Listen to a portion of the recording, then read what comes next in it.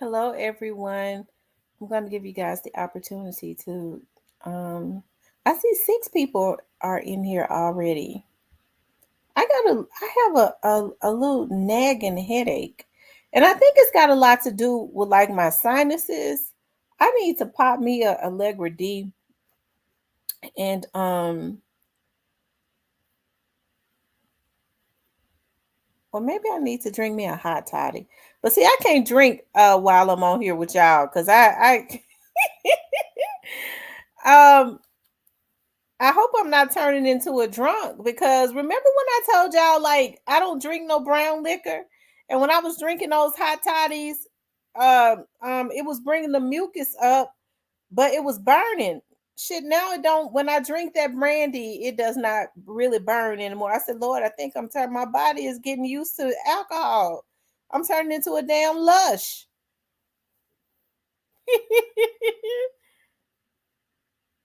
um. Now, it could be because that brandy was already open and I had it for a while, like over a year. That Jack Daniel has not been open, so it may be strong. I'm scared to open it and start drinking on that.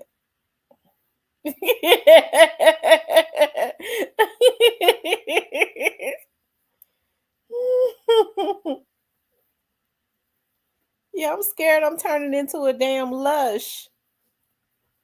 Well, I have to be sipping. Listen, I don't I like to drink wine. Oh, and I got to get that wine out. I got my moderators some Christmas gifts. I'm real bad about that. I got to mail my moderators off their Christmas gifts. And so I I used to be on Facebook Live, and I was sitting on Facebook Live one day and I was drinking some wine and looking at the water. And then all of a sudden, I started talking about my grandmama and my great aunts and stuff that had passed away, and I got to crying on the live. And my mama called me. She said, "Get off of that live. You done got drunk. You know that wine be sweet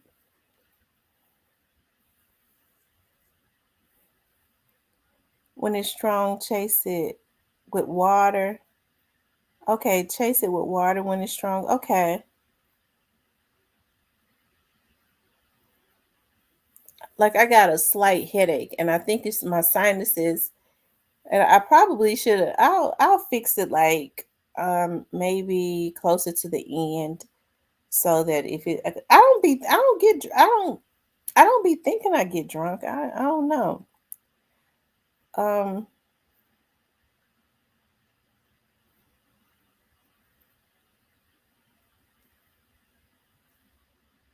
I don't know how folks drink clear liquor. You know what? I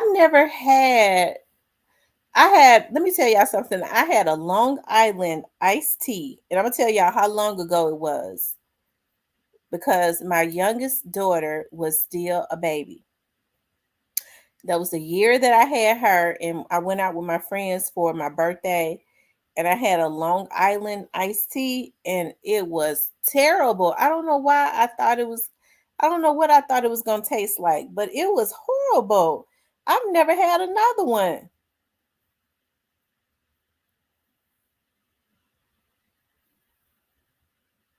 It was so strong. I can't drink stuff like that. I don't now I don't think that brandy is as strong as that Jack Daniel. I mean, it was burning me at first going down. Now I guess I'm turning into a alcoholic. It don't burn no more. That's like I said. I went to my allergy doctor. I got to get these sinuses under control before I turn into an alcoholic. Drinking a hot toddy every other day.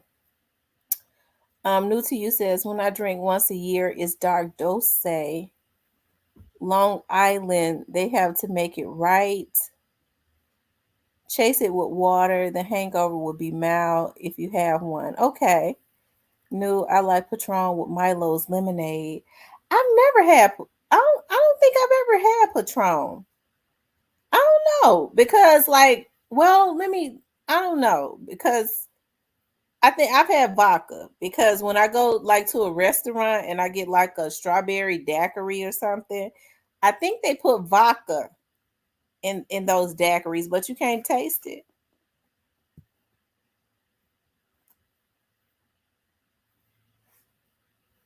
I used to go to when I would go to the restaurant, I got like virgin daiquiris and stuff for a long time. And so my friends was like, why would you pay for a virgin daiquiri? You paying the same thing here. The liquor, they don't hardly put none in there. And they don't. Not unless you go to a Mexican restaurant. The Mexican restaurants, you'll leave there funky drunk. Especially those authentic Mexican restaurants, they try and load you up. I mean, they don't hold back on the liquor.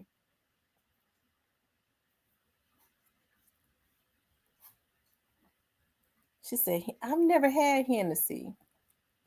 Not unless it was Hennessy in that Long Island iced tea years ago, but I've never had Hennessy.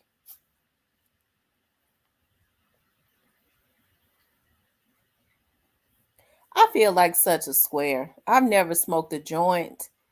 I'm allergic to smoke though. People can't. I get. I'm a fun snatcher because like when you come to my house, you can't smoke. Um, because I'm allergic to smoke. I start to swell. You can't go outside and smoke because then my neighbors will smell it. And I don't want them to think it's a bunch of damn weed heads living. And I need to move in the neighborhood. So, um, Hennessy isn't the same like it used to be. Now I've had a liquor and it wasn't so bad. It was kind of sweet. He said drug free is the way to be. Yeah, but it was called hot ball or fireball. It tastes like cinnamon. Was it fireball or hot ball or something? It wasn't real bad.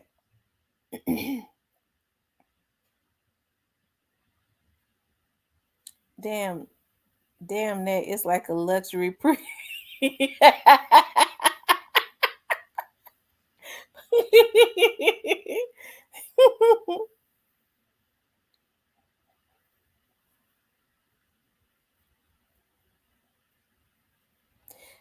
my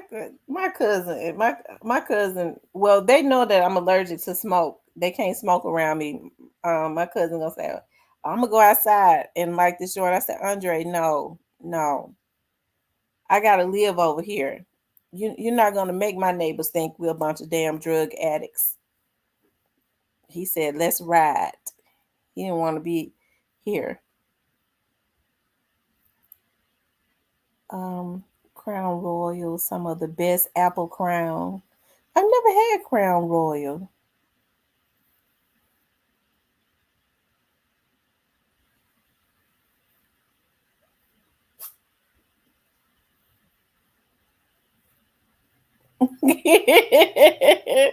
He said white Russian. So none of the South Memphis family come out there. They come because I mean they gon' listen. When I have something in my house, my family can attest to this because I love for when I give something, I be loving to entertain. I'm gonna have a lot of liquor and a lot of food.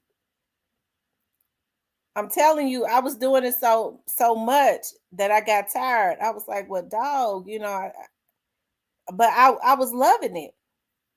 But then what started getting me was I was like, okay, now if I have something in my house at 4, I mean they could at least be gone by 8 or 7. But I have like my bar filled up with liquor. I love that, right? I be wanting a variety of wines and liquors and stuff. And child, they wouldn't leave until the liquor was gone, and then they was falling all out because it's family and wanting to spend the night, and so that was getting on my nerve right there. I was like, okay, now they need to go home,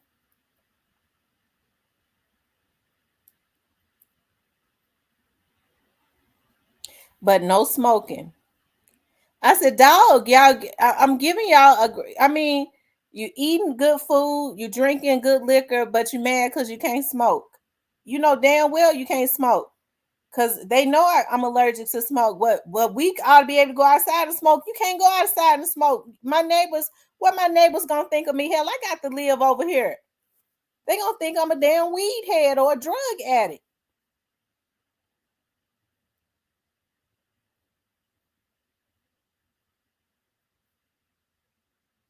He said that make you Mississippian, tea lady. You're not Memphis no more.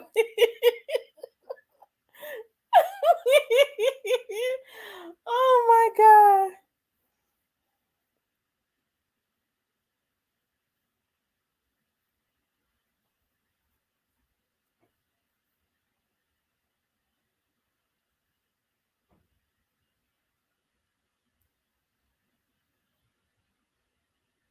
Y'all know it's a shame. Hey Sierra, y'all know it's a shame that black people won't leave and go home until all the liquor gone. See, they could take the food, but they be ashamed to take the bottles. They know it ain't good to do that. You can't just pick up a bottle of the liquor and take it. So they'll sit at your house until all the liquor is gone. I'm telling you. They won't leave until it's gone.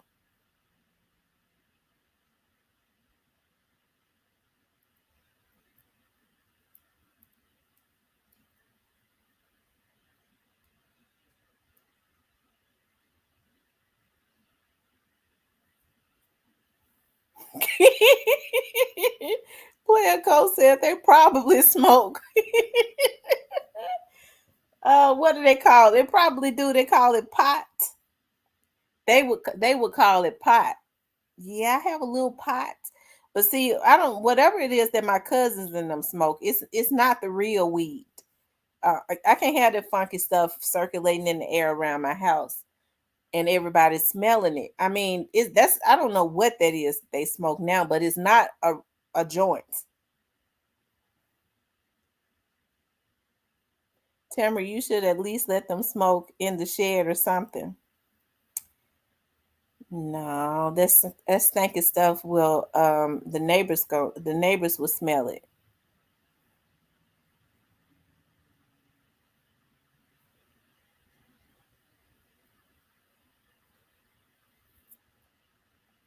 I have a cousin that brings her own carryouts and paper cups to take some of everything.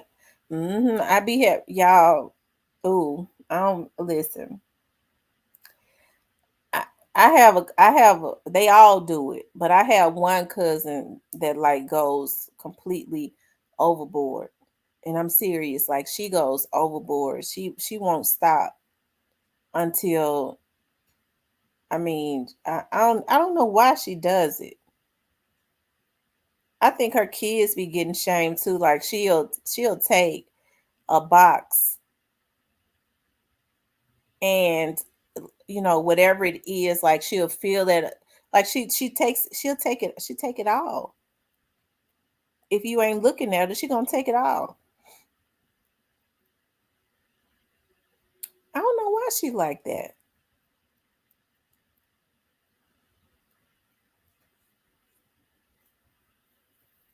He said ain't nothing like a good drink and some good gas. Oh Lord. Good drinks, but not weed, not drugs. Say no to drugs. Street Politics says you don't want Chief Davis and them to smell it. Oh,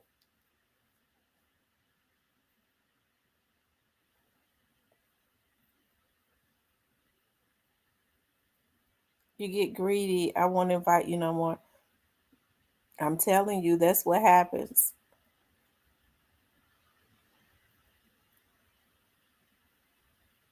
I don't like people like that that try to, cause it be people be everybody be wanting to take something home.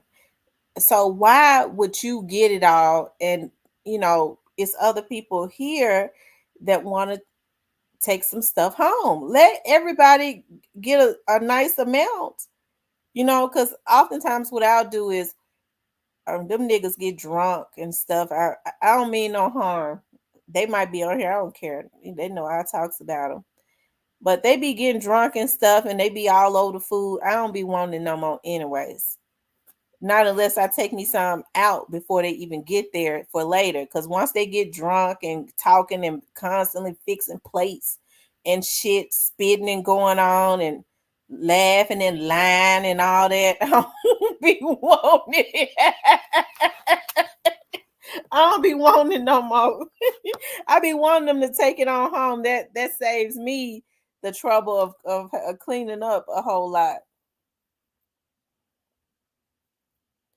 I was going to get on the mic one night about carrying plates at a gathering when mom was alive. She begged me not to say anything, but I couldn't hold it. Girl, like I said, they all do it. But I got one cousin that just goes overboard. I don't know. I guess, everybody be trying to get something for their boyfriends and stuff. For the most part, a lot of them will bring their boyfriends with them, and which is cool. I don't have no issues with that. Not unless it's like a girls night, but I stopped having that in my house too because I got about sick of them.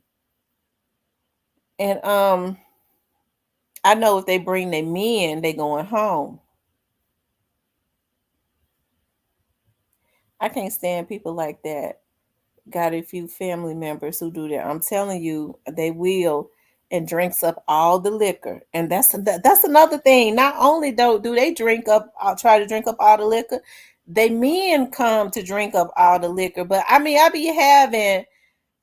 My mama said that's what you get. You be showing out when you put all that liquor out. So what I started doing was, instead of putting out um my good liquor, I started I started buying cheaper like liquor and stuff because I like to have my bar filled so there could be a variety. I just like doing it.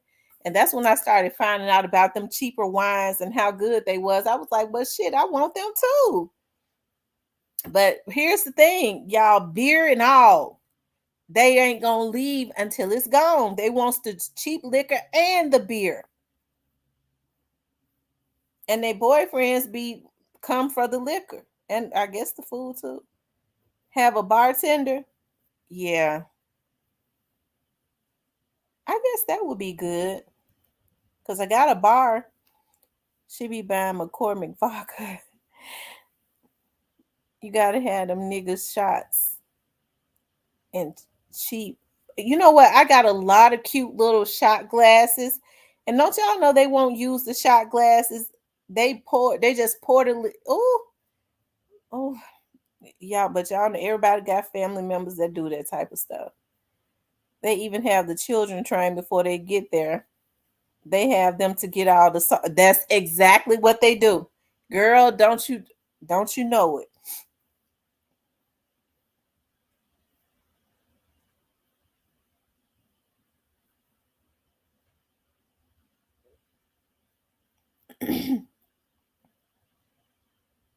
um my family the same way. They ain't going nowhere till it's gone. It be that liquor. I believe that if even if the I didn't have a lot of food, it be that liquor. A bunch of damn drunks. It never fails. Like when we have family get-togethers and stuff, it never fails. They're gonna get drunk and they're going to fight. But now I was looking at my cousin has a club in Memphis and he had a party. I hate that I did not go. I was like I should have went because it was nice. But I thought for sure that they was gonna get the fighting in that club because it was plenty of liquor. Because my cousins was going live and stuff, but they didn't. I was so proud of them. None of them got the fighting because they fight each other, child. That's why I stay home most of the time. It's ridiculous. Then they go to the store 50.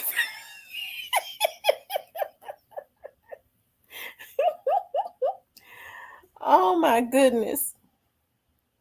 Hey, autodidact. And I'm gonna tell you something. Like I'm very meticulous about, like, when they come and they bring a friend. Y'all know I'm real paranoid. I'll ask them in a minute. Who you gonna bring? I ain't gonna bring nobody, or I'm gonna bring my gal or something like that. Because when they start coming with, I'm real paranoid about that. Because you know, I am, because my mom had hosted a family dinner at her house, not last year, but the year before last. And the whole family and stuff came over. And so, it used to be like that. Like my cousins and their friends would come and stuff, which is cool. Like the older ones, but I don't know who these. I don't know what's going on now. The little kids done grew up, so when they bring their friends, that could be anybody. Cause we from South Memphis, and and so I guess the guy enjoyed himself so much he came back the next day. Now this was a friend of my cousins, and I'm so glad I was there with my mom. Me and my sister was there knocking on boo boo boo, and he was like, "Yeah, I'm Carl friend. I was here with him yesterday. I just came back to let y'all know I had a good time yesterday, nigga. You ain't got no business coming back. You don't know us."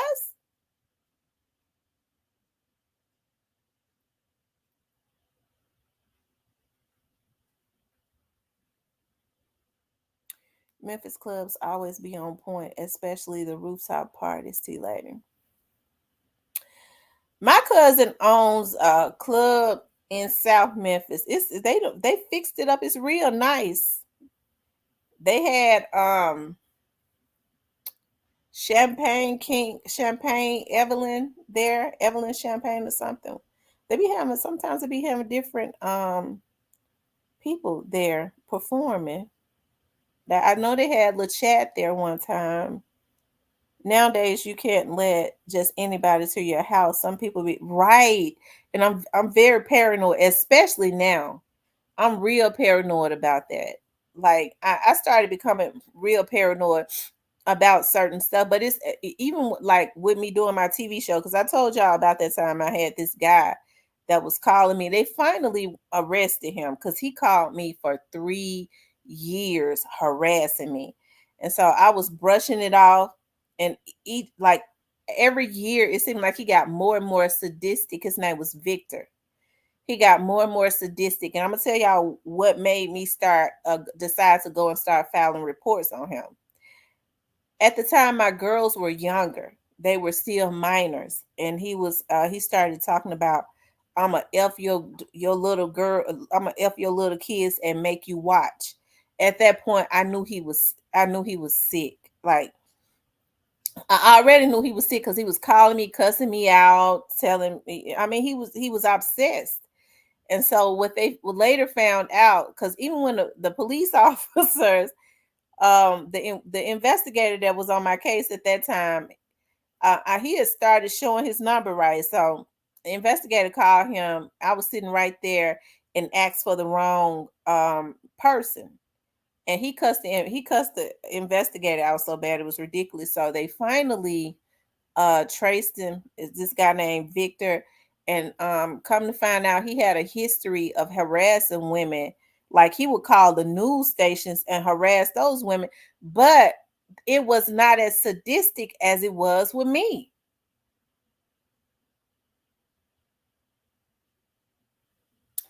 Otto Dudek says my cousin is part owner of the motorcycle club off Brooks.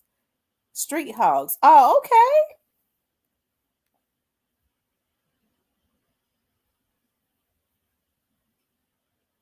Yeah, he was sick. He was sick. He went on to jail, child. He did 11.99. He didn't do a year. He did 11 months and 11.29. I said 11.99. He did 11.29. And when he got out, he went and joined the church, child. And they say he done been saved ever since. That's what they say.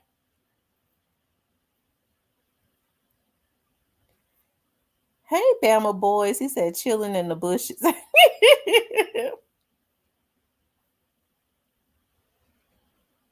So that's why now I'm paranoid anyways.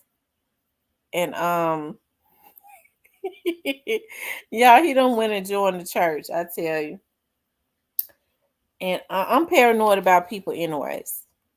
because I know now that they have it's a lot of obsession is definitely real. It is, and I don't know, people, with being on social media and stuff, people definitely draw some type of fascination with you. I'm like, dog, even when they be messing with me on here, I'm like, well, damn, they act like I'm Beyonce or some damn body hell. It's plenty of beautiful women on here. Why in the world they want to mess with me? Leave me alone. Go on with your life.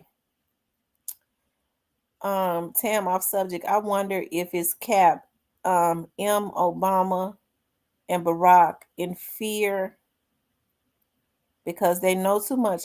I don't know. I had not heard that.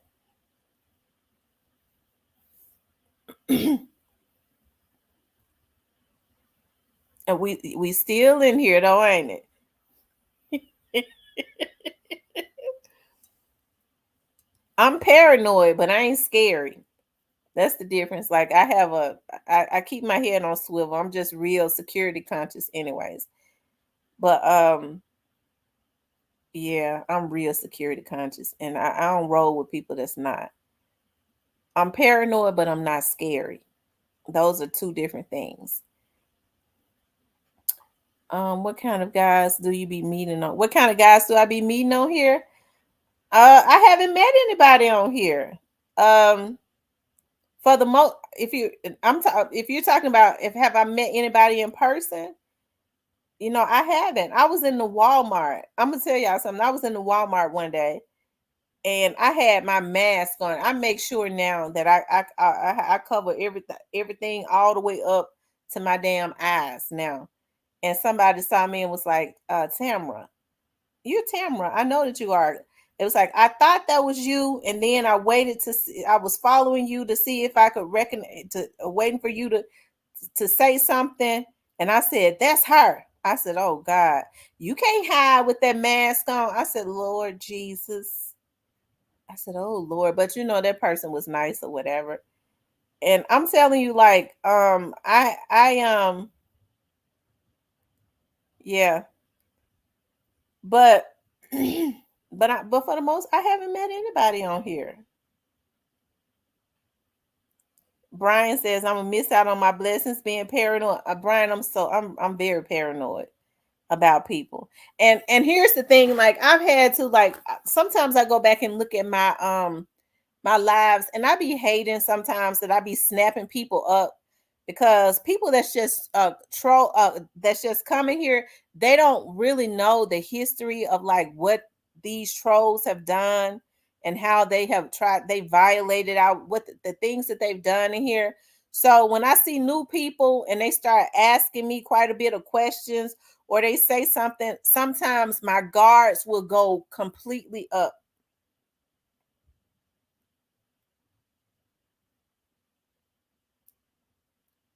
T lady, this world is getting crazy and it's getting worse. Sad that this world is sick I'm telling you, people, at first I was saying, I was like, well, people are on all kinds of drugs and they are, but a lot of these people are just sick because I remember a time when people was on crack and they were not doing a lot of what these folks were doing now. When people were on crack, because I've had family members that was on that messed around and got on crack and stuff. And the only thing they did, they stole, they stayed up all night, and they basically inflicted pain up on themselves, but they knew not to mess with no children. Crack didn't make them do all that. Okay, they would cut the grass, they would clean the house, uh stuff like that so that they can go get their rock or whatever. But crackheads have never acted the way that these damn fools acting now. I don't know what I see. I believe this is what I believe. Y'all know how I am because I be sitting thinking about stuff all the time. So when they brought crack into the black community in the 80s, of course it was to destroy the black family. And then, just like y'all remember, Farrakhan says, anytime black people start to become conscious, drugs are incorporated, right? So it is to keep you addicted to something where you are not yourself. And so I think with crack cocaine, when people started getting sprung in the 80s, Okay, so you start seeing a lot of people rehabilitate like around the late 90s or the early 2000s, right? They started to get off of the drugs because I saw that with my family members that had gotten on that stuff. They got addicted trying it in the 80s. They all through the 90s they was on it, but they started to recuperate without even going to a rehab in the 90s. So I think now early 2000s. So I feel like I think they said, well, we brought crack cocaine in, and people are starting to recuperate and rehabilitate, right? So then they started putting heroin out there. And so I know heroin has been around for a long time, but if I'm not mistaken, at this point now, when a person is on heroin or something, when they start to get off of it, they have to have take another drug the rest of their life, right? Because they can't go cold turkey on heroin. They put fentanyl out here, and people ain't getting off of that. Whatever they're putting out here now, they made sure that there is no recuperation, right?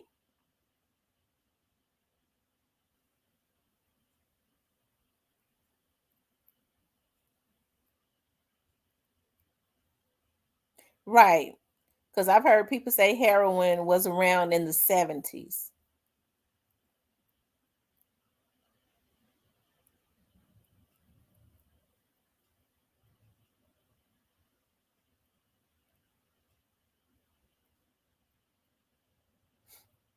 Methadone. So I guess it's methadone that they have to. But here's the thing, and I don't mean no harm, because somebody got mad when I said this before. Um, I don't mean no harm, but I worked for the police department for almost 20 years. Heroin and meth was not a black person's drug. Somebody got mad at me when I said that a while back, but it wasn't. It was not a black person's drug. When a meth lab blew up out in the county, everybody already knew who was in it, and it wasn't no black folks. I, you know, a, lo- I was shocked, like back in the late 90s and early 2000s, when I started to hear BG and them say that they were on heroin, and that it was bad down in New Orleans. I was like, what? Black people don't, that's not a black person's drug.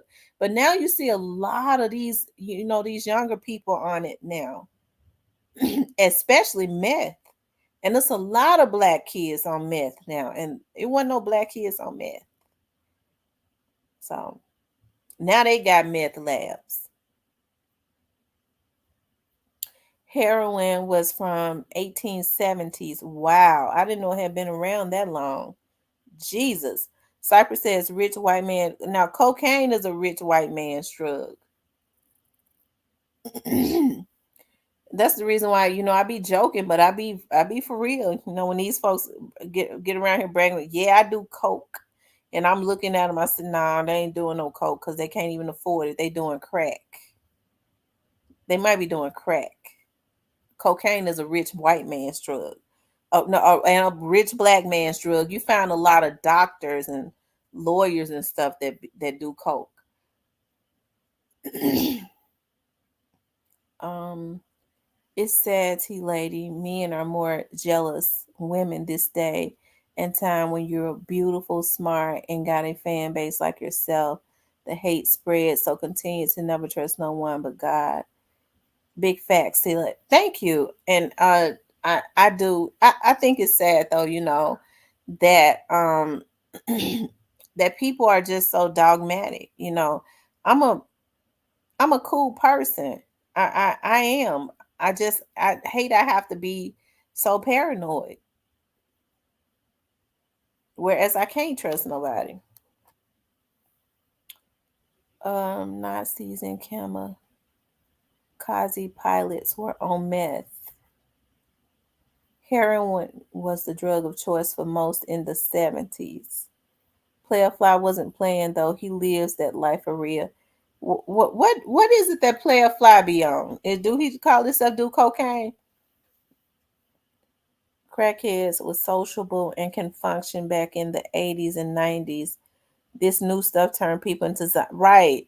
We're chemical beings, and so they found a way to make us like the heathen. I'm serious. There were a lot of things. I remember in college, I used to love to I love, in my classes studying about behavior. I had this thing about I love to study about, don't think I'm weird, but about serial killers and their behaviors and stuff. Like I still do. And that's why like I've taken a lot of classes on it when I went, they taught us about it when I went through the academy. A lot of like the work that I do now, like when we have to go and get our training yearly, we have different instructors that we have to get our training from to keep our licenses and stuff renewed. And it's always from somebody of a higher agency. Like you have a lot of retired FBI agents and stuff that teach the classes. And I just have this thing about I love to learn to study behavior, and so that's why like there are certain things that people say, right? It's certain things people say. I watch people's eyes very closely, um, and I watch what they say, and that's that. And I think sometimes people, especially if they don't know me, they think that I'm just being very outlandish. When some of these people on here was coming at me, and based on what they said, I knew what types of predators they were. And then you look at their backgrounds, and I told y'all, you know, but people are really off of their rockers. They sick. Um, a lot of stuff, and but I was getting ready to say this, like you used to could profile a person, okay? Like the FBI used to could profile a person if a and I don't want nobody be getting mad because folks be getting sensitive. But if they went to the scene of a crime and a person had killed their whole family, right? They knew it was more than likely a male white, right? You didn't find black people really doing stuff like that. Okay. There were certain crimes that they knew that that it's a male black, the age of 20 to 25, stuff like that. I love getting certifications and stuff like that. I do. But now, because they're doing a work on our community, they are. That's the reason why I say that I can't understand why we are just not opening our eyes. You don't know now whether it was a black person or a white person, because these drugs that they have put out here, and because it's unfortunate that so many people in our community have codependent personalities, the chemicals have made us just like anybody else. And that's all I'm gonna say about that. That's the reason why I don't smoke nothing. I'm glad I am allergic. God got me allergic to smoke for a reason.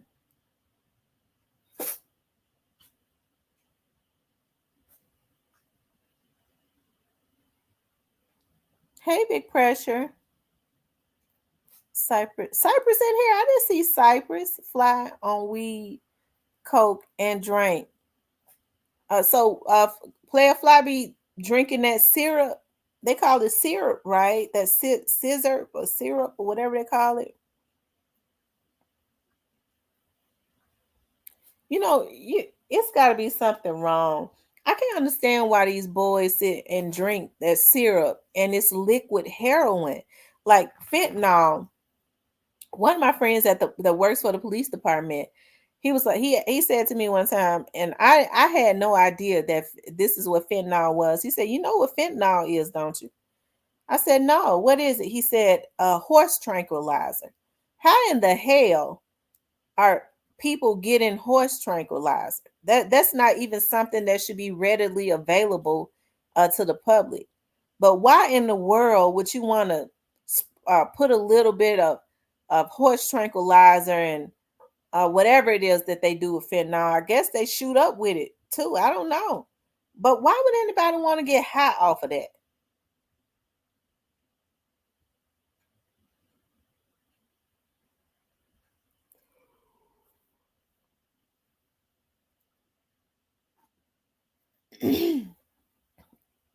Tamara, he never did that online. T. He talk about powder all the time online. Hey, Lucia, and I'm gonna say this too. It's a lot of people that Oh, my ex boyfriend is best friends with him, and he's best friends with Gangsta Black. Right? They all grew up together. You know, I don't guess he owned nothing. I don't know. I'm not with him. He hadn't been my boyfriend in many years, but they're still best friends. I'm not saying that Gangsta Black is on anything. I don't know. I wouldn't know if Fly was on anything if he didn't get on his social media and sniff. I say the same about embalming fluid. That's why they falling out, dying, horse tranquilizer strong as hell. Yeah. The syrup takes edge off dealing with living on survivor mode. Folks want something to make them feel good when life is too much.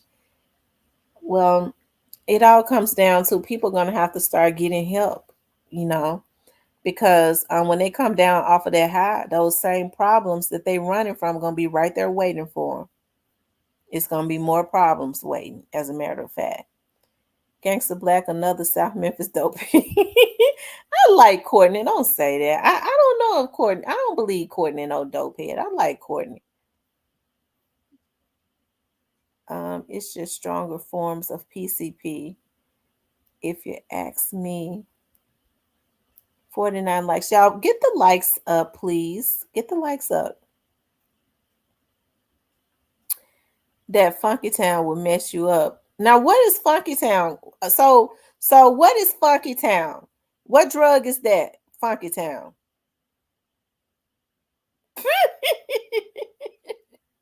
Do we get high? Oh Lord. Well, they all smoke weed. They did when I was going with him. They was all smoking weed. Um, Cocaine. Oh Lord. Greetings, Miss Tam, Kings and Queens. It's Funky Town. Sherm.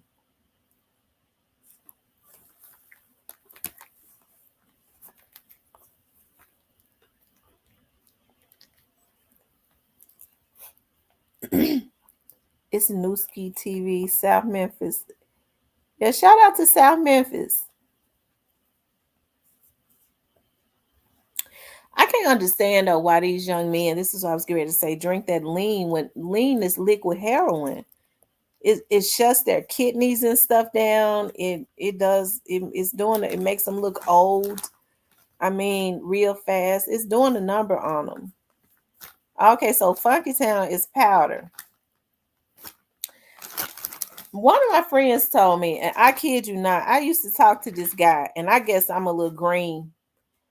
And he used to always be blowing his nose and sniffing. He was doing that all the time, and he used to always say, um, you know, baby, I'm sorry, my sinus is acting up. I got no. He would say my allergies acting up, and so my friend Vanessa, as a matter of fact, she said, "Friend, I know you ain't in the street like me, but ain't nobody gonna be sniffing like that. That's got allergies."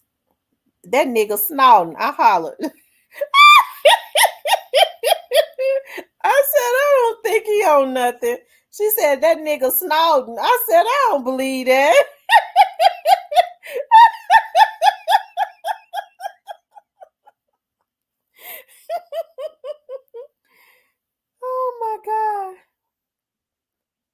tea, it tastes good, and guys want to get high till they can't function. You see Kodak and Scar. Oh, well, why don't they drink them some wine?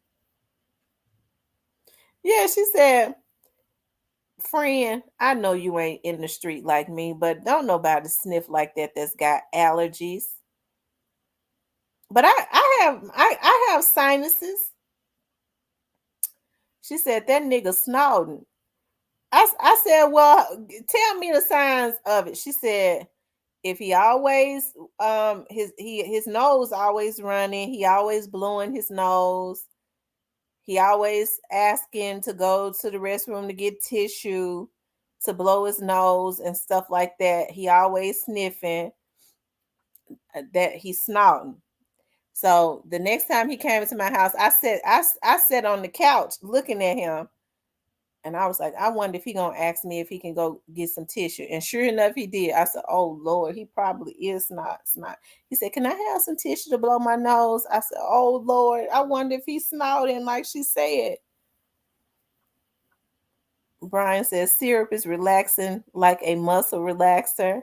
Nicolás says, anyone over here in the Tam fam ever tried psychedelics? It's Kool-Aid to him. Yep, that liquid heroin is messing them up bad. It ain't even good to be smoking no weed. That's not organic weed. Riley, what you do? Go in your house. Go in your house.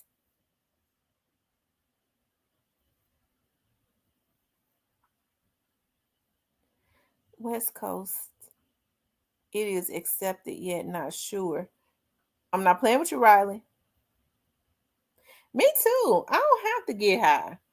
I'm glad. I don't know what it's like to get high, and I'm glad that I don't know what it's like.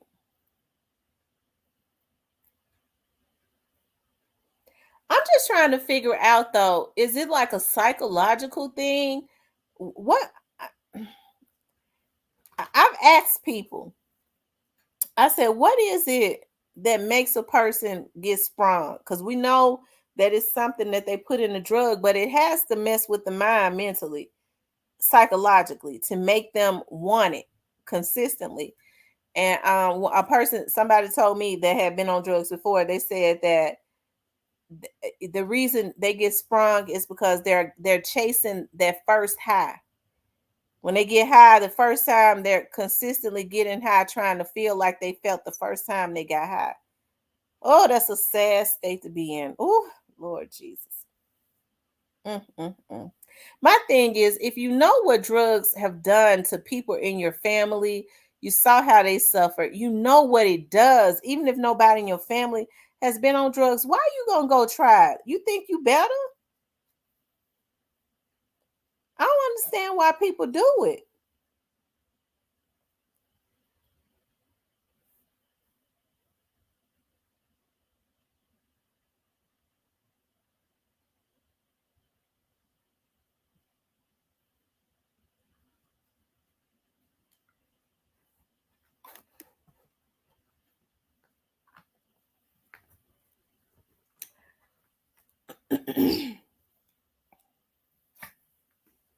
Addictive personality.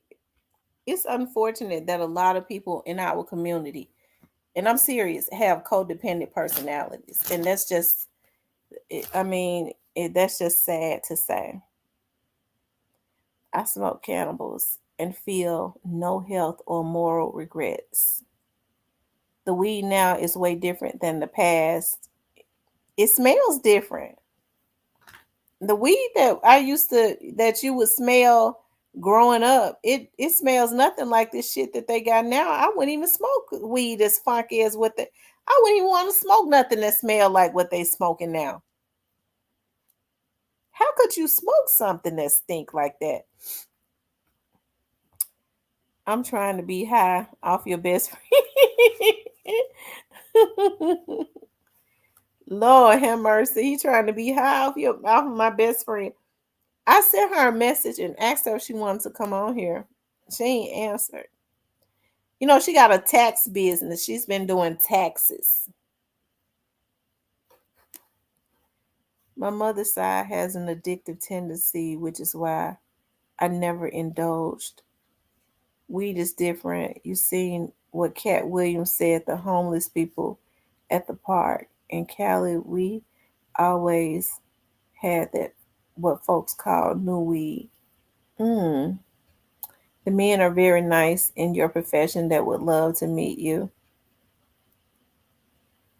Let me know when you come to oh, Dallas. Oh, okay.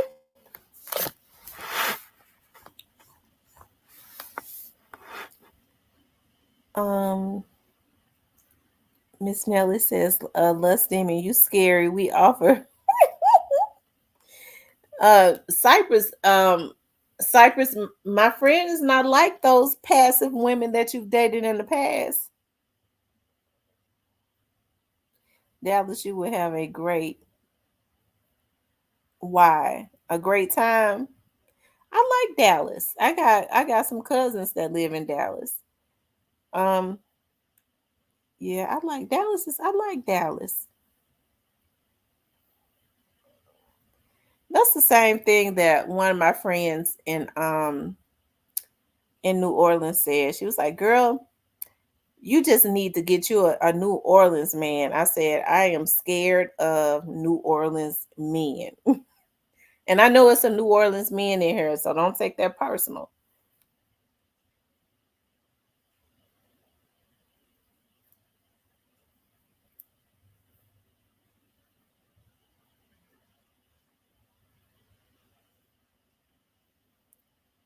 He says that Brian Harris says that he's in Dallas.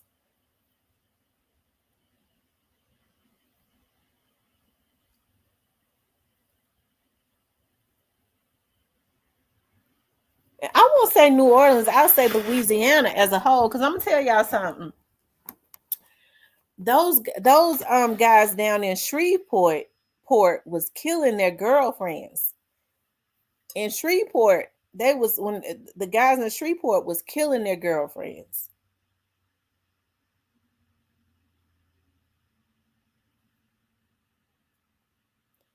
DJ Sipsall.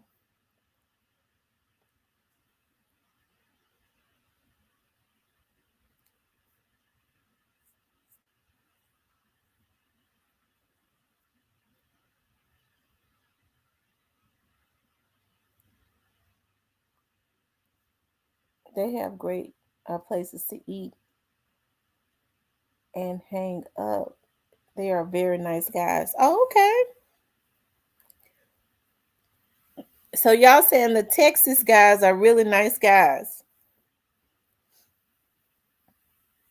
It was them Texas guys that was on here harassing me. That was involved in that shit. Um, what about no? Oh God, no. You know what? I used to look at like places around North Carolina, and I was like, I would love to live in North Carolina because it seems like it was like family oriented country, and then you know I hear. So is North Carolina and South Carolina real close together? Because the men in South Carolina likes to kill the women.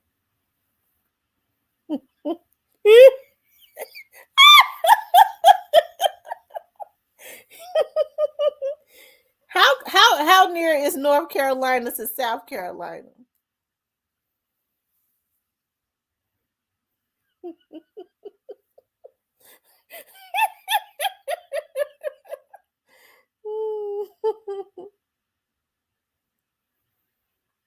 Oh, okay. Well, I'm gonna have to pass.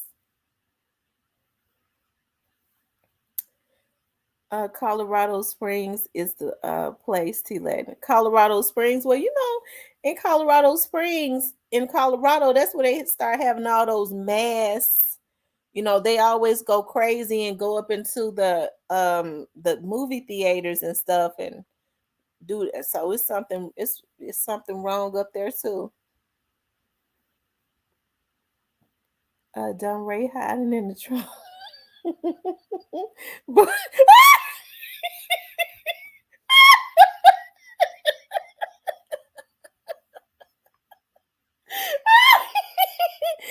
oh, he said dumb Ray hiding in the trunk, but messed it up for North Carolina. Man.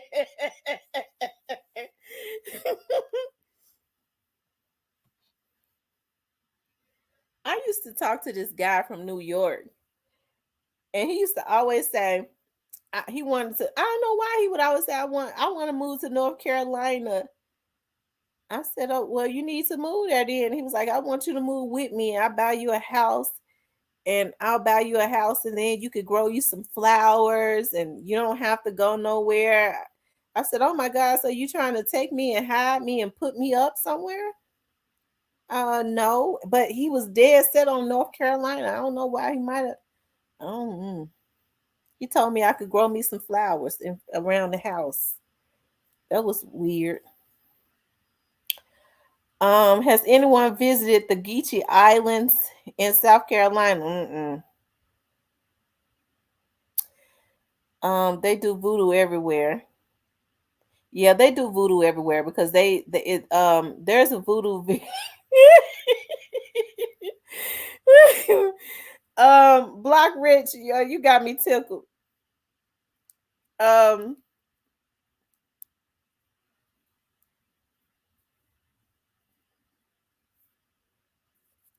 what was I getting ready to say? Because there's a voodoo village in Memphis, but I think it's just called Voodoo Village. I do know that a lot of the girls from Memphis goes down to Tupelo because there's supposed to be this little area in Tupelo that they said that they have voodoo and they mix up spells. Y'all, I promise to God I'm not lying because I had a cousin to go down there, and they claim they mix up spells, and what they do is they've been going to get these spells to put on these men, y'all, to make them.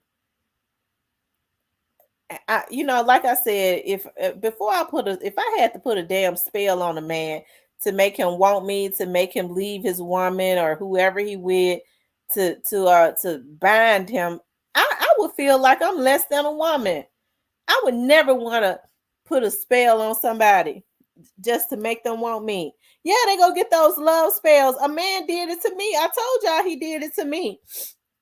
I know that man had a love spell on me because I couldn't stand that man. I'm telling y'all, I talk about this. This is my testimony. That's the reason why you have to stay prayed up. And I know a lot of people say they don't believe in that, and I was not believing in that stuff either until it happened to me. I kid you not, it happened. I promise to God it did. That man put a spell on me. He was a lot older than me, and I think it's a darn shame to put a spell on somebody just so you can have your way with them.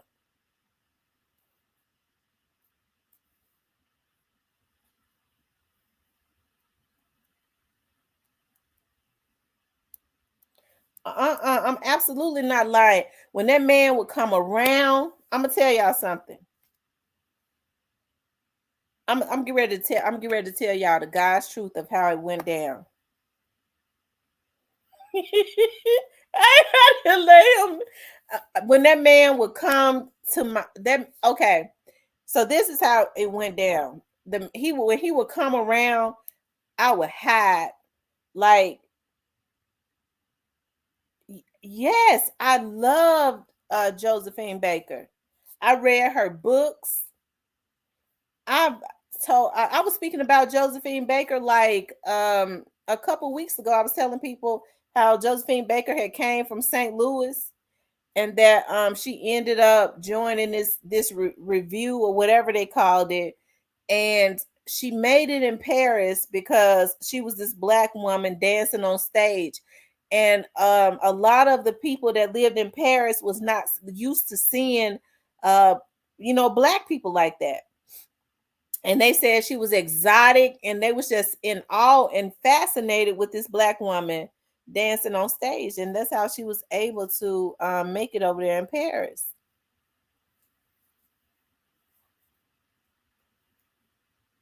Real talk with Tamara, tell your best friend I said break that spell out. I'm ready for it. Look, Cypress, I don't think you're ready for her. You think you're ready for her. But I don't think she got to put no spell on you, Cypress. It seemed like to me you already got a spell. You already infatuated with her. You felt like old girl on Vampire in Brooklyn.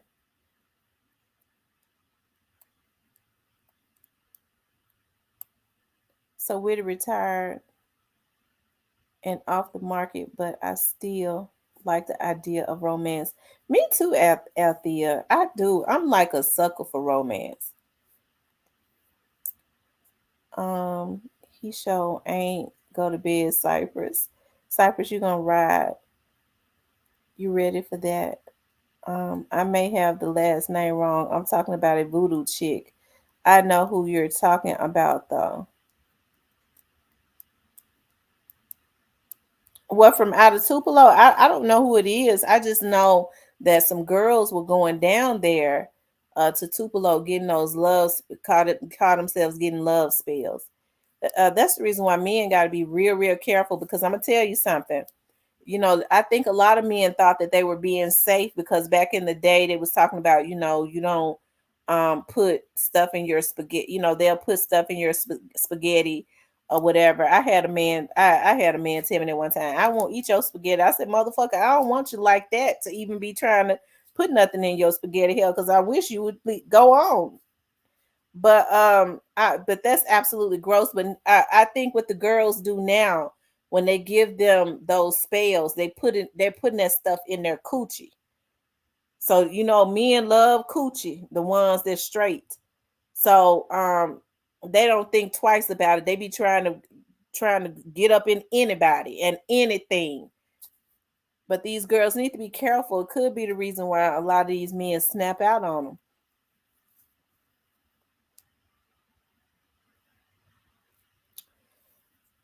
I may have the last name wrong. I'm talking about the voodoo chick, Cypress, in love with Miss Kitty.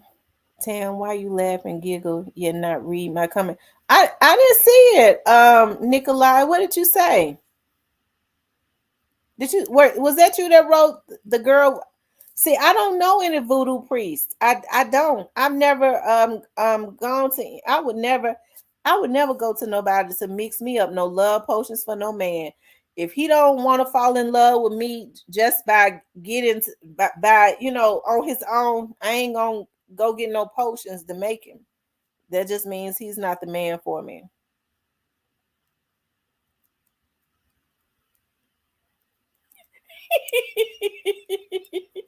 Oh Lord.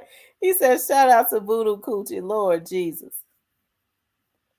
The Josephine I'm talking about killed three of her husbands. She was into Oh no, I was talking about Josephine Baker. I don't know nothing about that. In Cali, they just passed legislation to require bars to have tests for spiked drinks.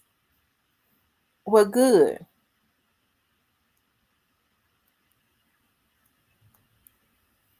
He said no red sauce, no hair left behind, and very particular about what I agreed to in conversations. Well, I don't know how you gonna if you gonna be laying with them and being around them. How you gonna keep them from getting a piece of your hair? My ex-husband watched me every time I made spaghetti. Ninja, please. I should have let that nut starve. I had a guy friend that said that one time, I don't want to eat your spaghetti. I was saying to myself, nigga, I don't even want you. I wish you would go on. And he thought I was trying to put something in the spaghetti to keep him.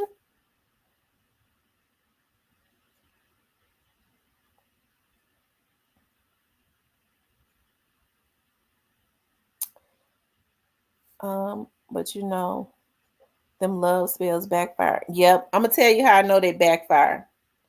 Fire. And we what's up, 901 Blackwood News? Shout out to Blackwood News. I was on his page today. You know, I've been coming over to your page to see what's going on within the city. What you Blackwood News, what you think about this CJ Davis situation?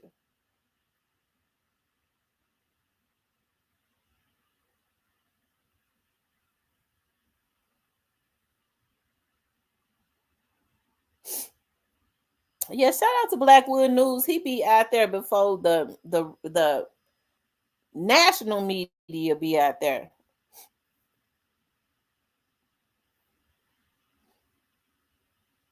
Yeah, Blackwood News on be on it. You can't hate on the black brother doing this thing. Y'all make sure y'all go over to his Facebook page and support him.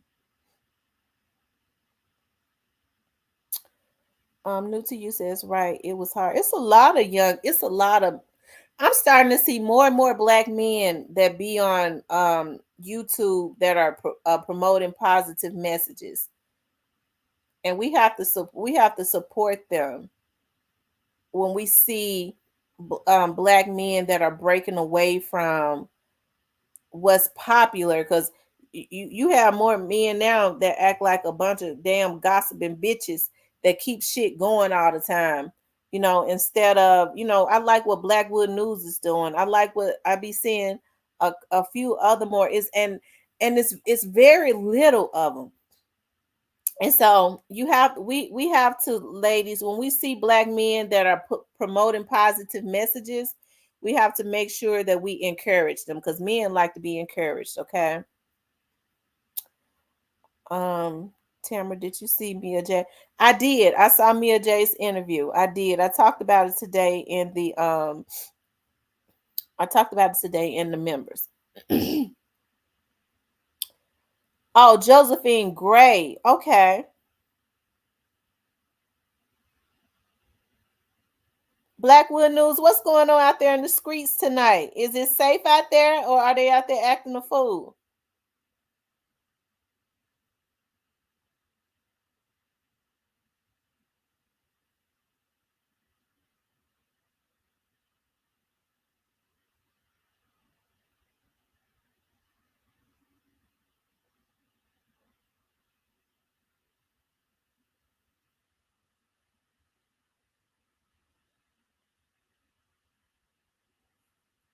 What about the alien in Miami? Now I know a lot of people gonna think that I'm crazy, but I do believe that them aliens is because they try to cover that stuff up. You notice that they trying to cover up what happened. They don't even talk about the aliens that failed in Las Vegas. 901 Blackwood News says it's slow motion tonight. It was a double shooting earlier in the east. Oh wow. Brian says Josephine Baker invented twerking. Block Rich allow God to send the right woman to you. It is some good single women out here. Block Rich, you looking for you a wife? Yeah, all you got to do, listen, ask ask God to heal you and start working on yourself and then get about doing what it is that you're supposed to do. I truly feel like when you are on the mission of doing your life's mission, that's when you run into your soulmates. And I'm serious because I feel like people that are on the same path that are supposed to be together, they run into each other on those paths. I really do. That's the reason why I love that story in the Bible. Who was it? Ladies, help me. The who was that gleaning in the fields? She was gleaning in the fields, doing just working. And the man saw her and fell in love with her.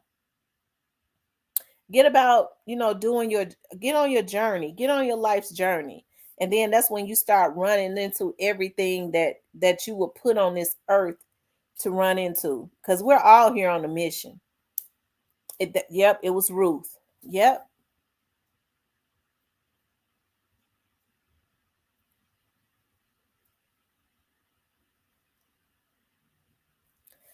That's why I was like, dog, I wish that I had the mindset in my 30s that I have now. Instead, I think like in my 20s and 30s, I was so immature because I first of all, I had been, really isolated, even though I had children. But I had this mindset of I don't want to get a lot of bodies.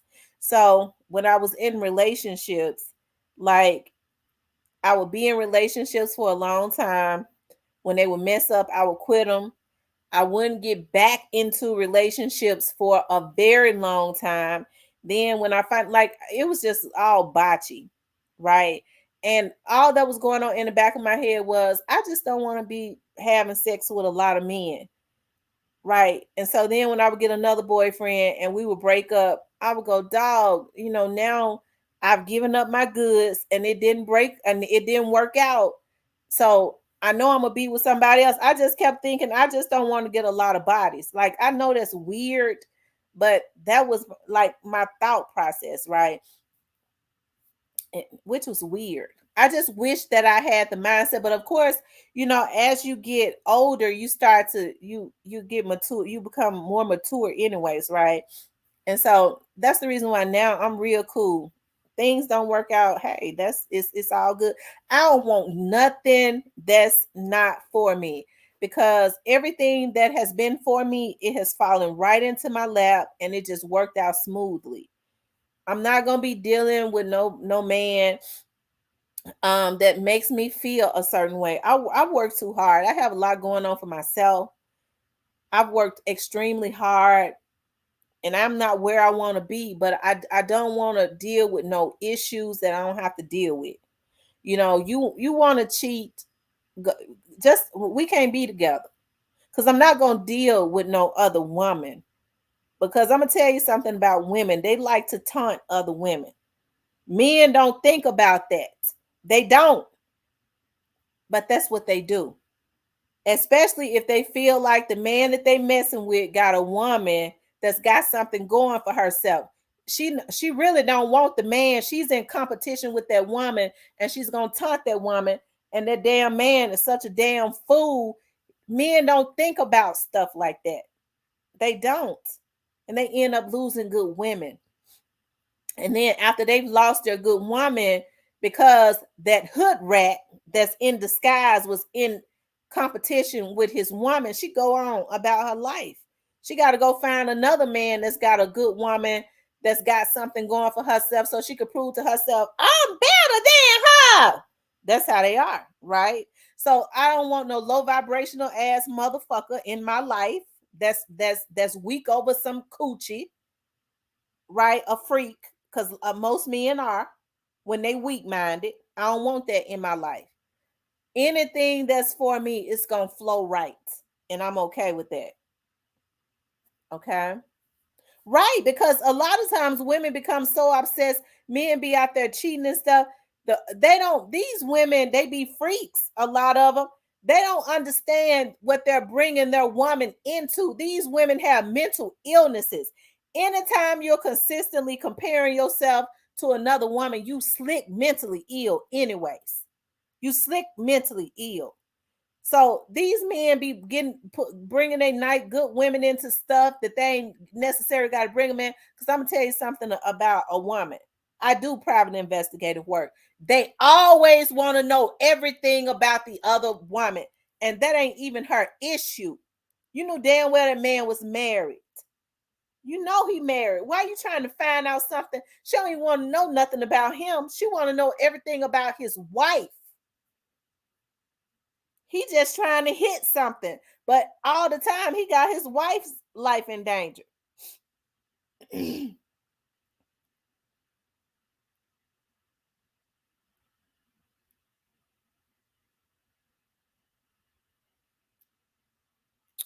Grandma Wade says, "Believe in God. Bless you before you eat. Pray over that. Prepare it. No weapon formed against you shall prosper.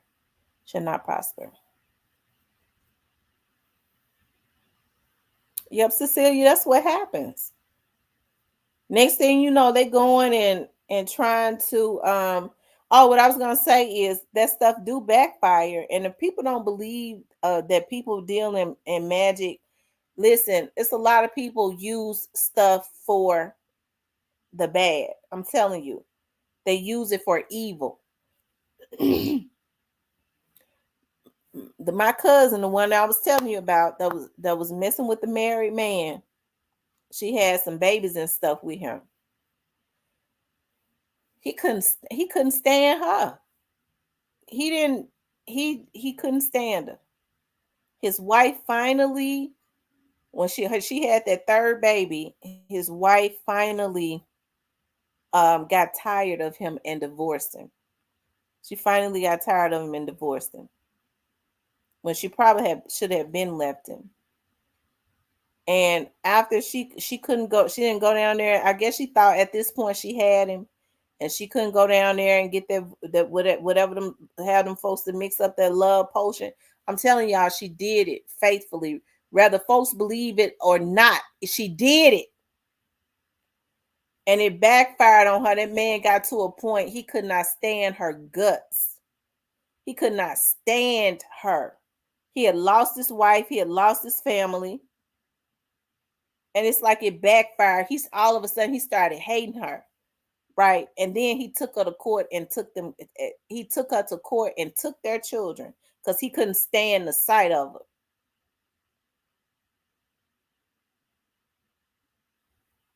This side chick who unalived the married pastor in Collierville, Mississippi. In Collierville, Tennessee.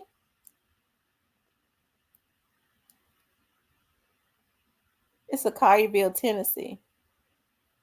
That voodoo would backfire on it, but it always backfire.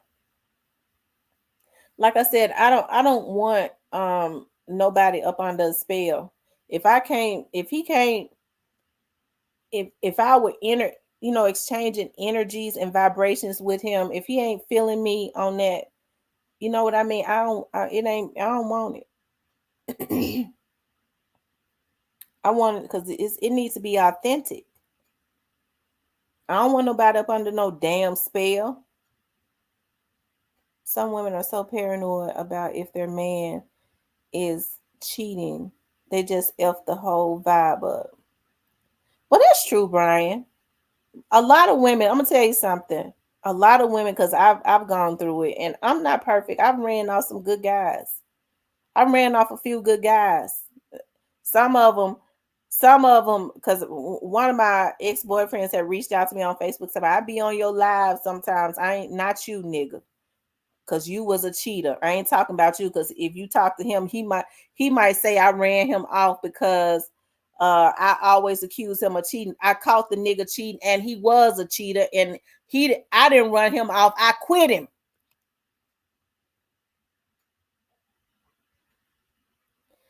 Well, I don't give up out the wood to every woman I deal with. It's got to be right for me.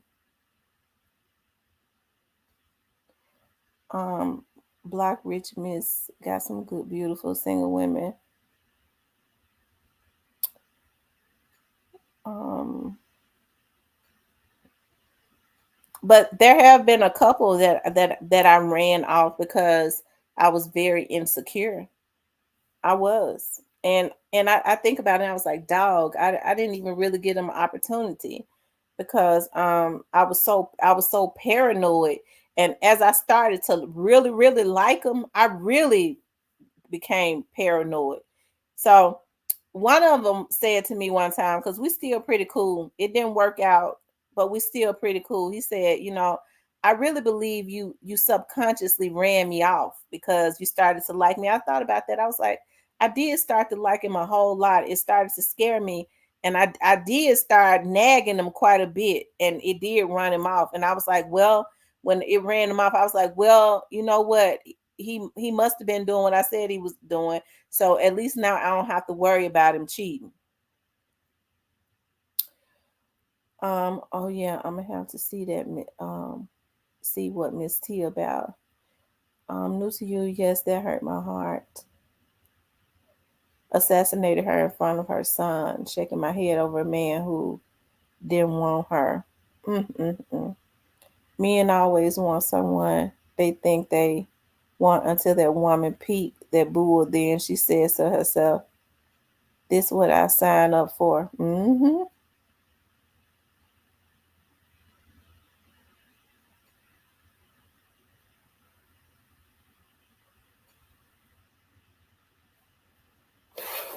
Yep.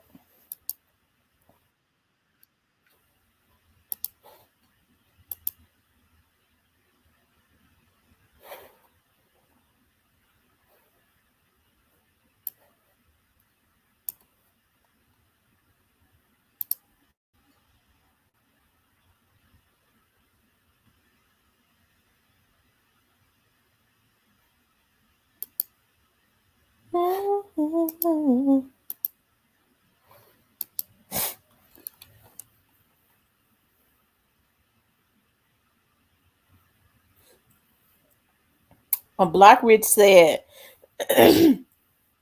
Block Rich said he like his women thick, thick. I hear you. I have a thing for country boys. I do. I like them Jethro country dudes that's got that that type of vibration or vibrato. Y'all help me out in their tone. Whereas, like when they talk, like I don't know, black men is the shit. I'm telling you, as far as like when you start thinking about a lot of them tribes that they come from, I'm gonna tell y'all something.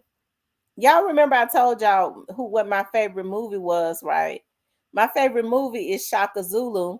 That's one of my favorite movies. Ever since I was a little girl, and I had a crush on Shaka Zulu. I love to hear his voice.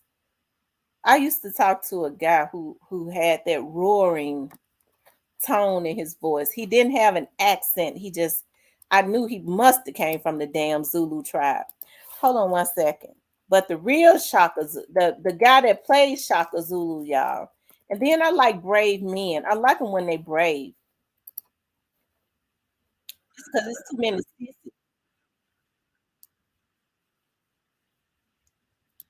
Hold on, y'all.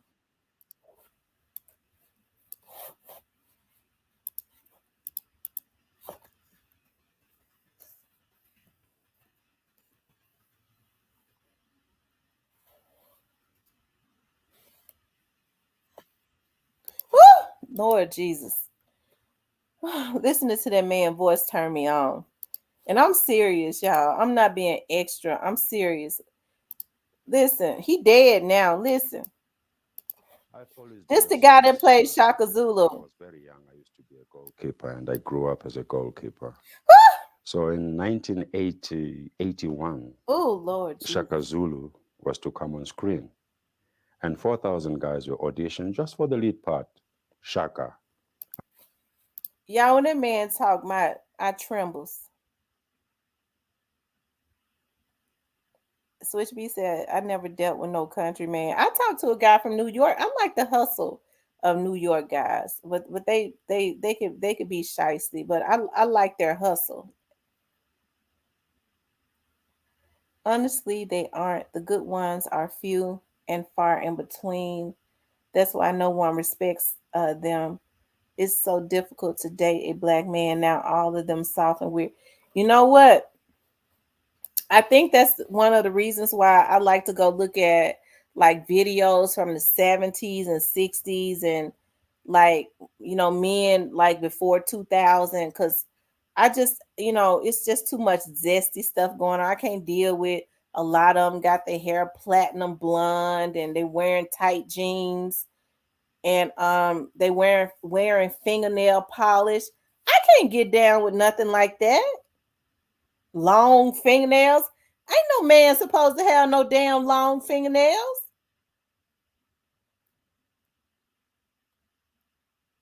I'm from Greenville, South Carolina, straight country. Yeah. Southern guys I like Southern guys. And I'm gonna tell you why I like Southern guys. I'm from the South. When you start even though like guys from like in New York and like up north and stuff, they love southern girls. They like southern girls, but they always think that the southern people are slower than them. They think a southern girl is slower than them. I ain't gonna deal with a bitch like that, cause see, I that's gonna be a problem. Nigga, I'm not slow.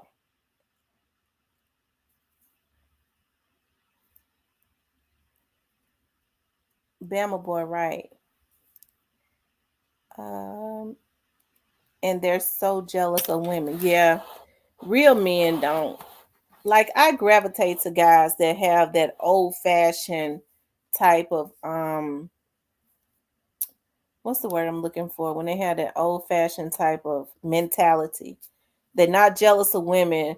Real dudes, real men. They think it is beneath them to be, competing with a woman. It's one thing if a man has a little jealousy, uh, that's my woman. I don't want no other men looking at her. That's different right there. You know what I mean? That's understandable. That's his woman. He don't want no other men lusting after his woman. But to be jealous of her because she got something else going on and trying to compete with us, a damn sissy.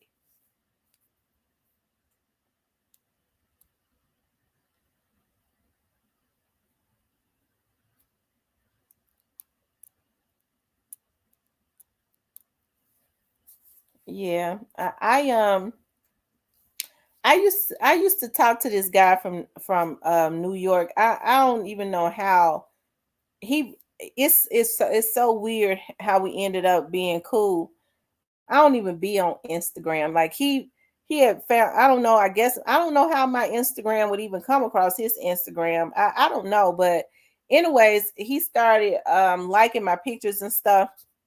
And yeah, I don't know. I don't know. But anyways, I ended up talking to him. Like he's when I say he's from out of Harlem, like I mean, they was into some stuff. But when he and I would talk on the phone, he was like completely different. He had a wealth of knowledge. He was just a real laid back dude. He has not called me in a long time. But he used to call me like once every 6 months, and he liked to FaceTime and talk. And then we would talk for several hours, and then we talk about some real stuff. Like he would just pour out everything. And then I wouldn't hear from him anymore for like 6 more months. I ain't heard from him in like a year now. I'm like, dog, normally he called me. He ain't even reached out to me on Instagram because he had been. I was going to interview him because he was involved. There was a movie, that movie called Paid in Full. That movie was based on him and his friends and stuff. And one time I was going to interview him. It's like, well, he crazy. I didn't.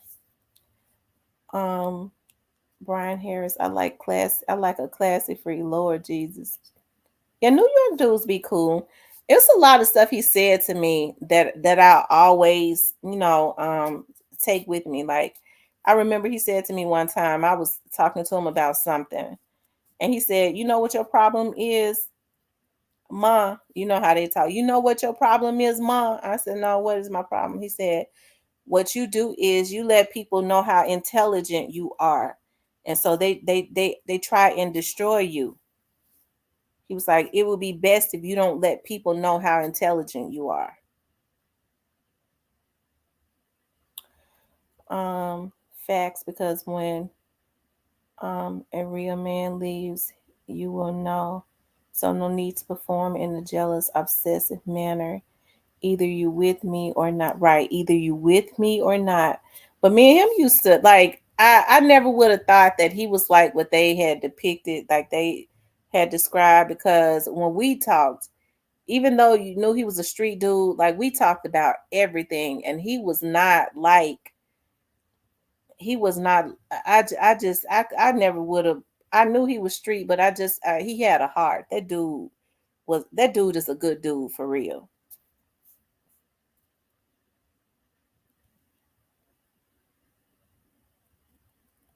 Um, Black Rich, how old are you and where you from if you don't mind telling? I'm from Alabama, and the ones that's serious about commitment, we take care of our women.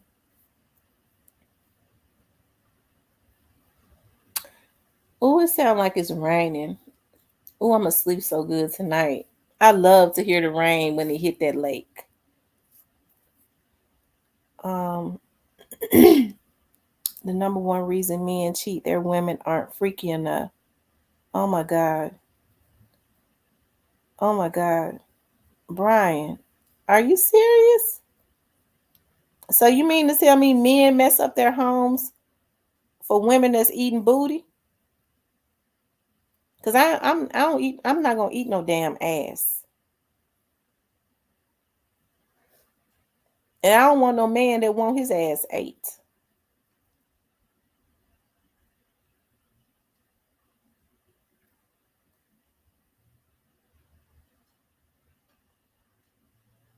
Oh, Blockridge said he's 35.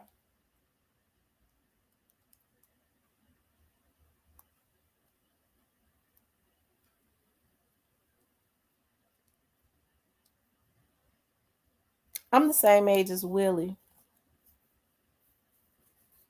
Um, Letitia Moore Gray.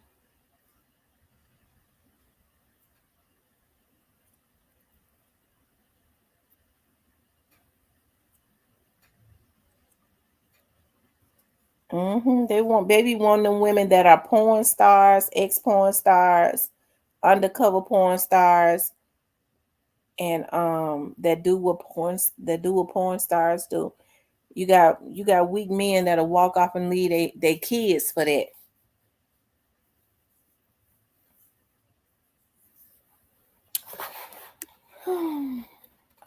That's a lot. Women can do three, some's four, some's all that for her man, and he still cheat. hmm Men cheat because they want to cheat. It ain't got nothing to do with what they woman do or won't do. They just do it because I think it's an ego thing. But cheating for me is a deal breaker. I expressed to guys that I get serious with. You got a good woman on your team as long as you don't cheat on me, because I don't want to deal with no other women. I don't like the way it makes me feel. If you cheat on me, it's over. And that's the way. I guess they be, but hey, I guess they be wanting it to be over because that's the very thing they do. Lot these viruses kicking in. Right, are insecurities. They don't know what they right. They don't be knowing what they want until they lose it all. And once they lose it all, the chick that they was cheating with, once this woman gone, she don't want him no more. Cause women compete with other women. Why you gonna put your woman in a situation with some side chick where a side chick feeling like she competing with her? Switch B says, why men just don't break up? Right. If you don't want your woman no more, release her and let another man have her and treat her right. Dennis Martin says, well, damn, eating booty. Yeah, I'm going to jail tonight. Call my mama.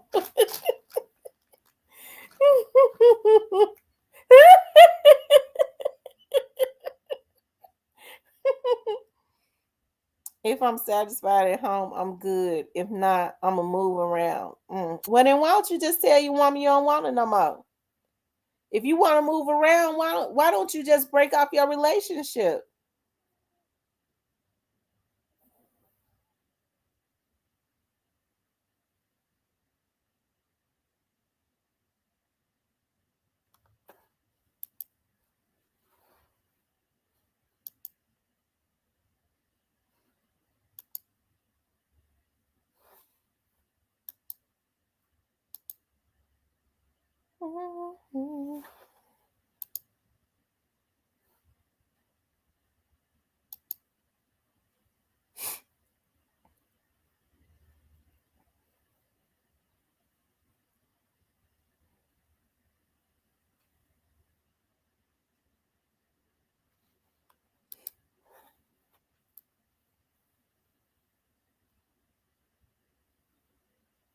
I will. I'm down south in Mississippi.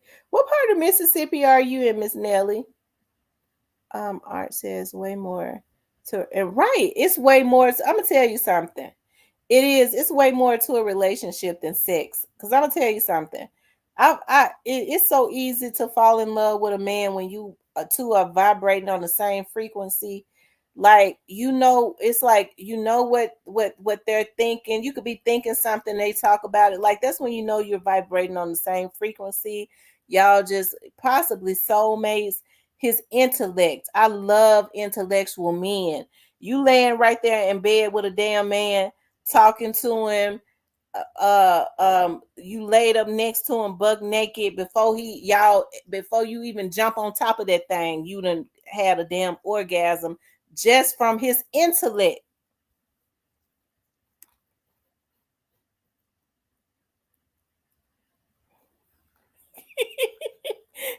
Look, he said gotta steer clear from the booty eaters for sure. Because I don't want nobody eating my booty. I don't like that. I don't like stuff like that. But now you do have men that like doing it. I don't like it. I would never understand why a man will put themselves through all the stress of lying, cheating, creating alibis. I know they're stressful juggling. Right. Why even do that? Just if you ain't gonna treat the woman right, just let her go. But they don't want to do that because of selfishness.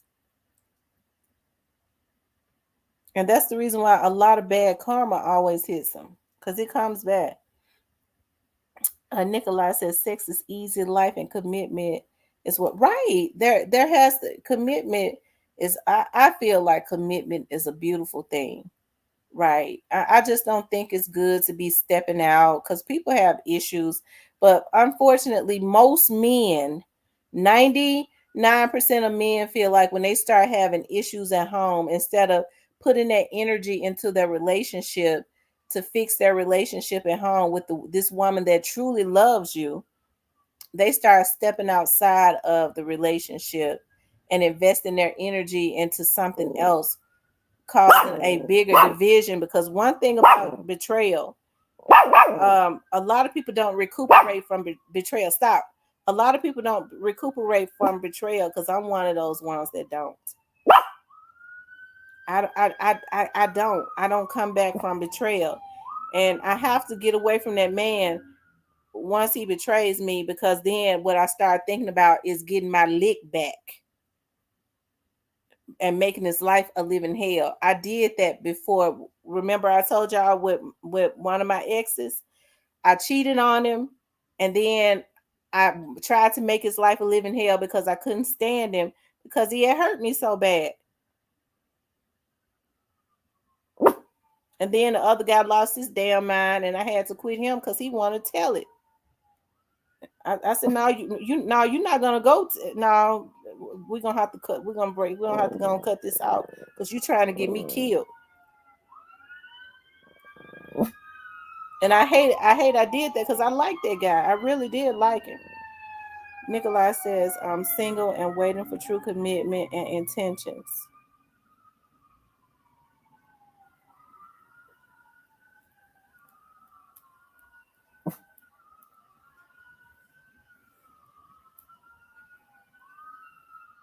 I don't know what in the hell going on in this neighborhood.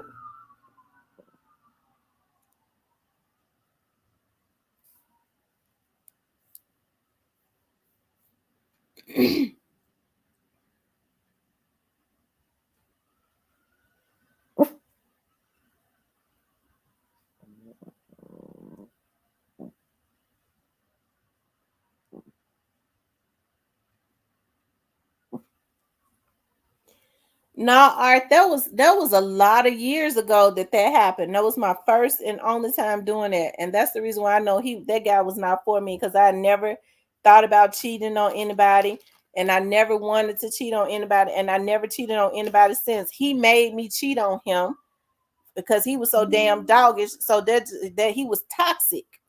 He made me do that. Nelly says, "Lust demon, you will be commitment when Miss V get done with you." Cypress think he gonna be able to move around like he had been moving around, but she ain't gonna let him. I got married at 21 years old. Will someone break me out of prison? Oh Lord. I honestly haven't liked anyone in a long time. At this point, low key don't want to be bothered. No, I don't want to be bothered with no crap. I don't, because you could be good to them, and they will not treat you right.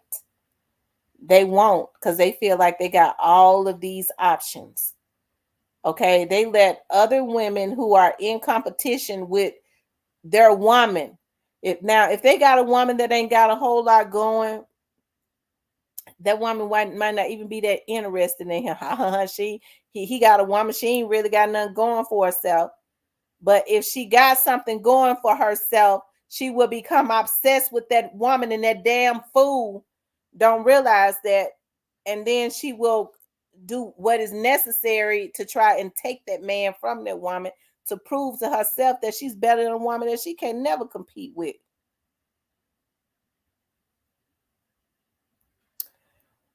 Some guys tell you everything you want to hear, then break your heart.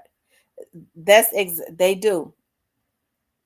They do, and that's the reason why you have to get. That's the reason why you have to. Well, I'm not gonna say that. It's not. Just cut it off. Don't even try to get no revenge on them. Tam, can I buy you lunch if I ever make it to Memphis? Of course you can. New to you says, Bama boy. Althea says, me too, Lucille. Just don't got the energy. Yeah, I don't want to deal with no crap. I had a dream my old ninja got diagnosed with that package. Let's see how this ages. Well, that package is out there real bad, y'all. I'm telling y'all. They got people so busy thinking about the C. We can't even hardly say that on here. COVID. They got everybody think, that people are not thinking about the big A. They got to thinking about the big C and not the big A and the big H. HI, you know what, and AI, you know what.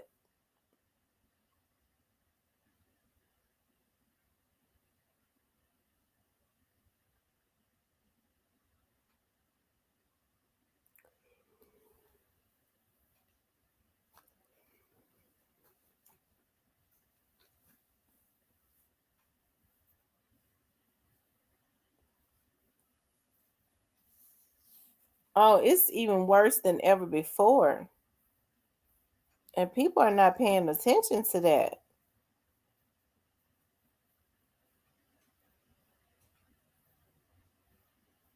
And what's crazy is that I told him 4 years ago that he was going to get it. Evil laughs. I can't understand if these folks are out here screwing some of everybody, why they don't wrap it up.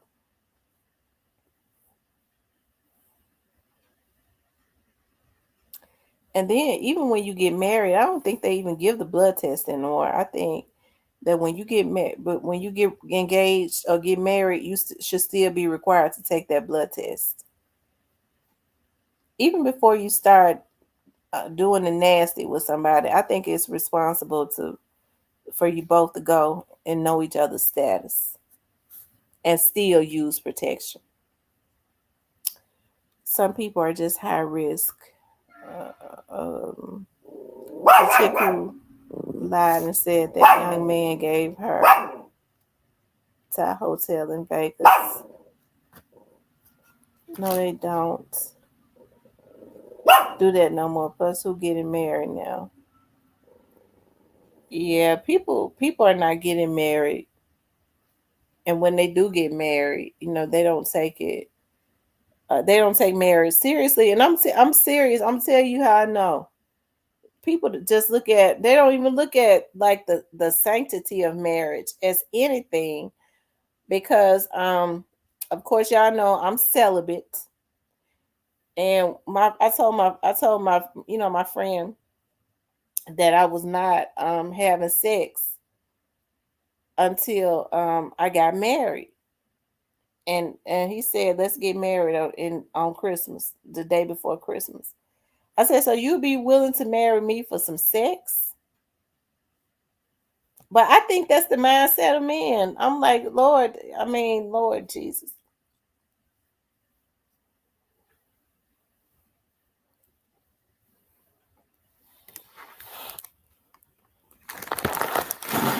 Yes, I had a friend who was messing with a dude. When she asked him to get tested, he caught an attitude and got real mad. A lot of people do that. I can't understand. I can't understand that though. Why you gonna get mad at somebody because they're trying to make sure and take care of themselves? You ought to want to know their status. Hell, that's an irresponsible person.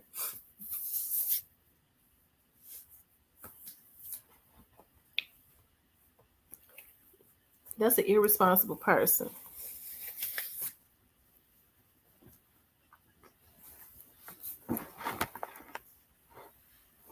What you doing, Riley?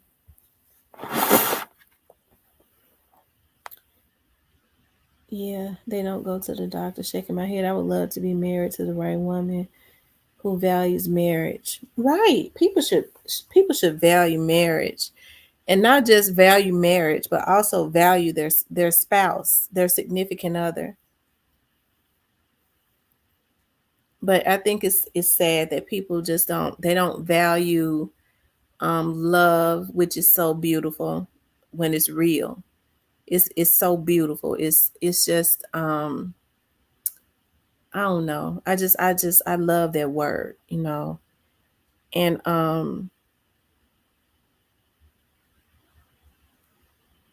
they don't value other people. The people that they supposedly love, they don't value them. And then after a while, I don't know how they do it. They don't even respect the person, based on how they talk to them. Um, I notice how a lot of men, talk to their wives. They talk crazy to their wives, and vice versa. How can you talk crazy to someone that you love?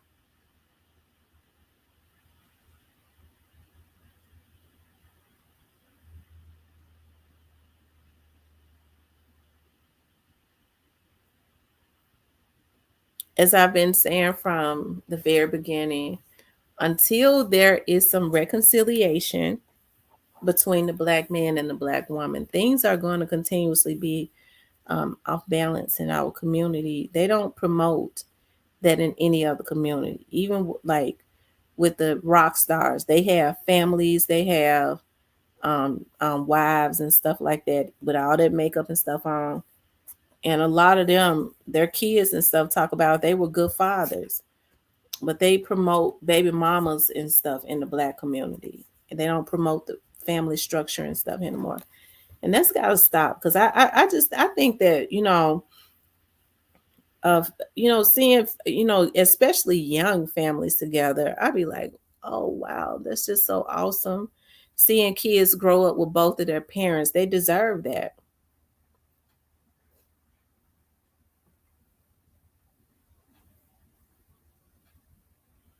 Lucia, did you see the chick on Instagram that went to the clinic with the dude she was messing with so they could get tested together? He ended up having 3 STI. Oh Lord. Love is utopia when it's reciprocated. It's beautiful when it's reciprocated. I think people are so scared of getting played, but once they see um that the person, truly, if they would allow each other to be transparent, and but it's always, I think people have this thing about always trying to hold back. Well, I'm not gonna do this until they show me this. I'm not gonna do this until they show me that because I don't want to look like no fool, and everybody's just looking like a damn fool and scared to love. New to you says Kevin, I work with those patients and all of them passed. Right, broken families make broken children.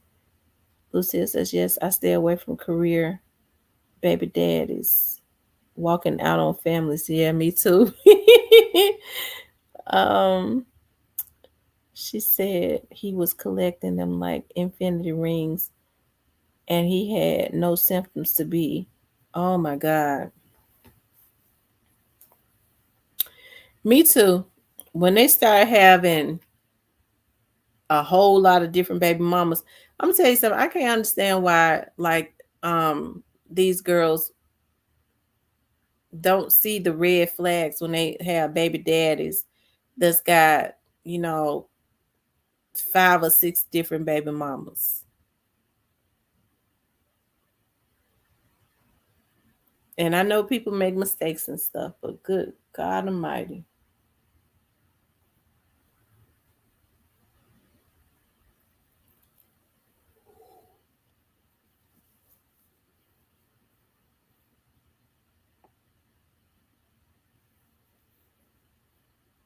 No, lots of baby mamas, not young kids. No, no. Yeah, when they have small kids, to me, this is just to me too. Like when if they got kids, and how old are your children? Um, I got a 4-year old. Well, that's a I, I wouldn't want to touch that because mama is still in the picture somewhere. That baby that's still a baby. A 4-year old, a 5-year old, a 6-year old. That's still kind of new. Women don't get over stuff quick. You might he might not be messing with her if the baby 8 or 9 or something like that. He might not be, and she might be over him. But anything under that, it might be still something going on. They're spinning the block when them kids young. Yeah, they spinning the block, and baby mama gonna let you know it. I told y'all that's what happened to me when my daughter's dad, one of my daughter's dads, he was spinning the block on both his baby mamas. And then when he met me, he was like, "Oh," I, re- I remember when he started. He said, "Oh, I always said I wanted to meet somebody better than them. I finally did. I said I was gonna leave them alone. I met you. I'm so glad I met you." And he was spinning the block on both of them. They had been fighting and pulling each other hair out and shit.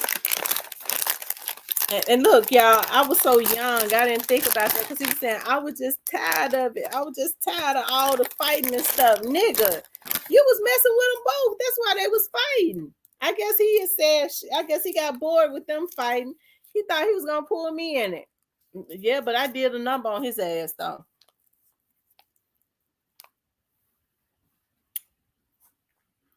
Laughing my ass off. What's their names? Chicken Neck. Popeyes and Chicken Neck. Popeyes and Wham had a long chicken neck. I caught him with Popeyes. Popeyes had initially told me she called his phone. She was ringing his phone, ringing and ringing and ringing. He was he I I don't know. He was still messing with her. And she told me that. She said he still be messing with me. He come he come in my house late at night at like 12, and God let him tell on himself. We went to the movies every weekend. We was together every weekend. We talked all day. He called me on his lunch break. We talked all night when he got home until he went to sleep because he worked. He had started working by that time. I guess he had got tired of robbing robbing folks. I didn't even know he had been doing all this stuff. I knew he had a lot of brothers that stayed in and out of jail, right?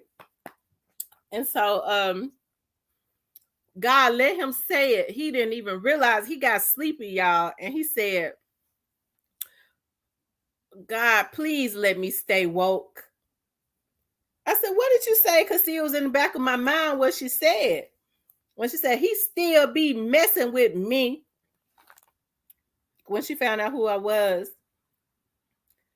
I said, he don't be messing with you. We be together all the time. We talk on the phone all the time. I don't know what you're talking about. When he said that, I said, why you need to stay awake? What you mean, let you please stay awake?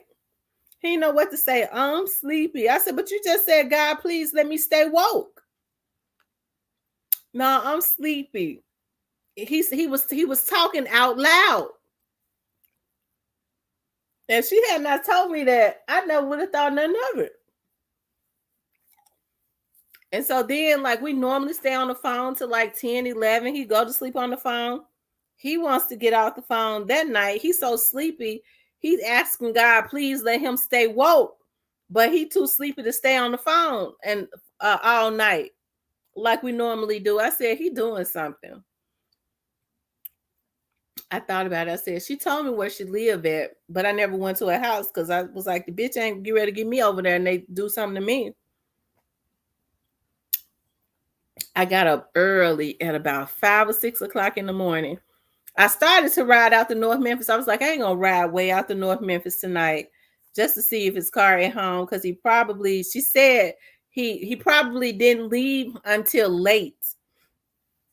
Like she said, he got there like 12 or 1 o'clock in the morning. I be asleep. I got up early and went over there, and because I said, if I see his car over here, and I really wasn't expecting to see it, y'all. I was like, if I see his truck over here, I'm just gonna be through with him. That's why it's good not to do stuff like that. And I'm never gonna talk to him again. And I was not expecting to see it. So she told me where she lived. I kept going down little different streets. Cause in Memphis, you could feel your way around. And I was like, I think this is her street. And as soon as I started driving down that street, I saw that nigga truck. I said, oh my God, this is her house. And I completely it's an anger came over me. It was I got so angry. I pulled up in her driveway. I pulled all up on the damn curb oh my God. Before I could even put the car in park, like I was jumping out the car. Oh Lord have mercy. I would never do that again. It's good not to do stuff like that. Like, I was just so upset, but I was just not, I don't think I was expecting to see that. I was mad as hell. And then he's so low down, he gonna say, my son, this how he talk. My daughter sound just like him. My son got sick, and I went over there to take him some medicine. I ain't spend the night with her. I said, tell me the truth. I didn't do nothing. I didn't do nothing with her. And that just made me hate his damn guts. Oh, it just made me couldn't stand him.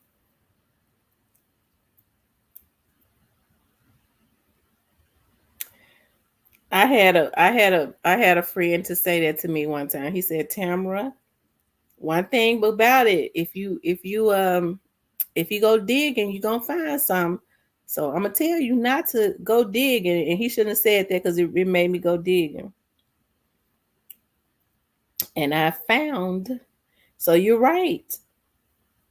If you seek, you will find. I should have just left him alone, but I think it was just meant for me to have my daughter. It was. I couldn't stand his guts. I took him back because I didn't want to give her the satisfaction of having him just being a fool, and I couldn't stand him. I couldn't stand him. So I got me somebody. I started talking to somebody else. If he said he didn't do nothing, he didn't do. Oh, he definitely did something. Cause I heard them bumping around in that house. Boom, boom, boom. She lived in a damn shack. Which I ain't talk about where she lived, and I ain't cause I don't think I'm better than nobody else. But they was moving around. Boom, boom, boom, boom, boom. I knew that was in there. Boom, boom. And so she told me, I was trying to open the door up so you could see he was in there. He ain't had no clothes on. And he laid on top of me so I couldn't open the door up.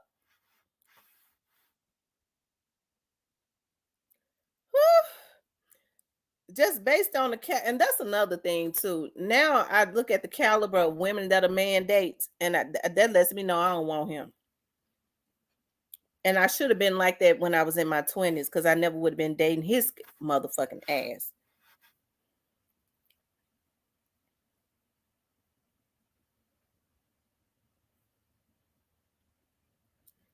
She called me. She had my phone number.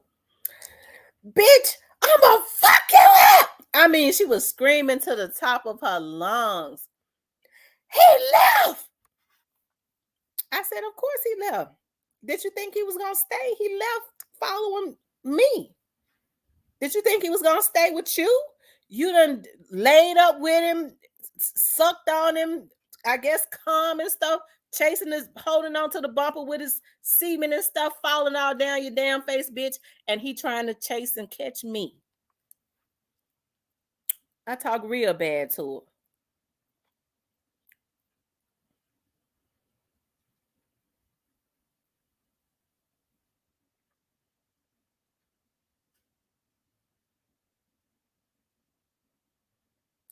I got his son. I said it wasn't enough to keep him there, was it? I said, now come and get him out of my front yard. I wonder if you could do that.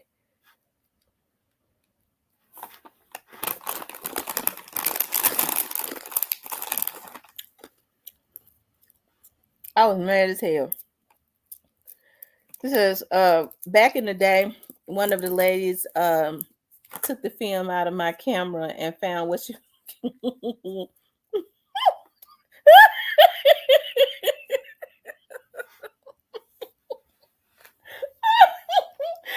Oh my god.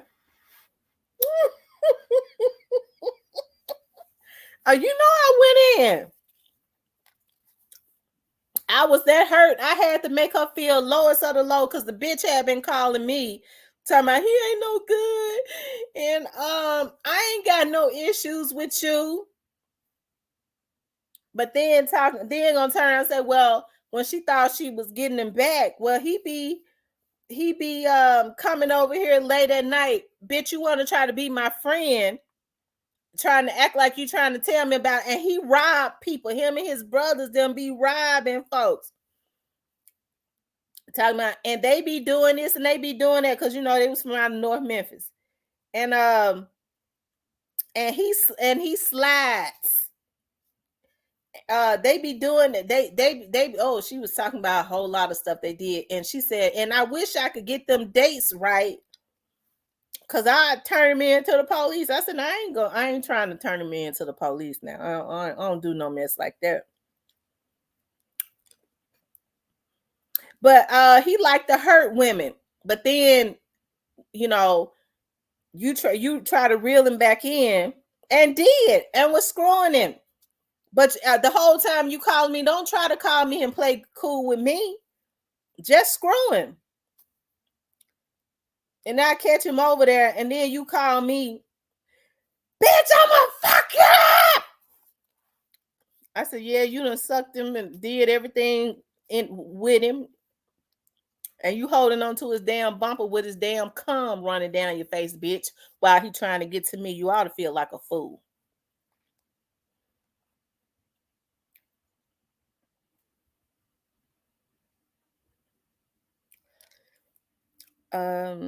Of course he ain't got no issues with you. You ain't the one he hunching.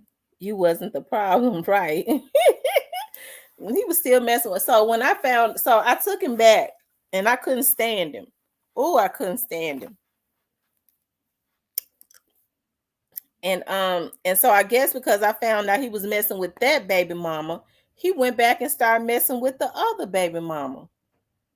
Cause I found out about her. I didn't have no conversation. I didn't know.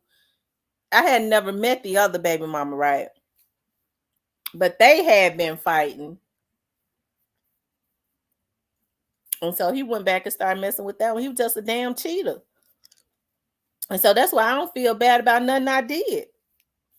Yes, I started cheating on that nigga. I sure did. And I enjoyed every moment of it.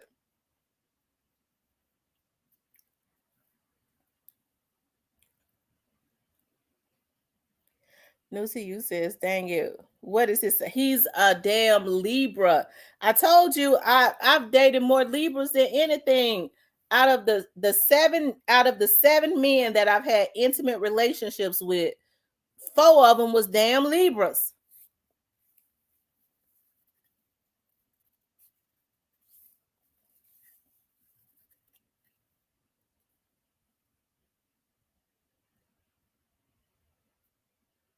Uh-huh.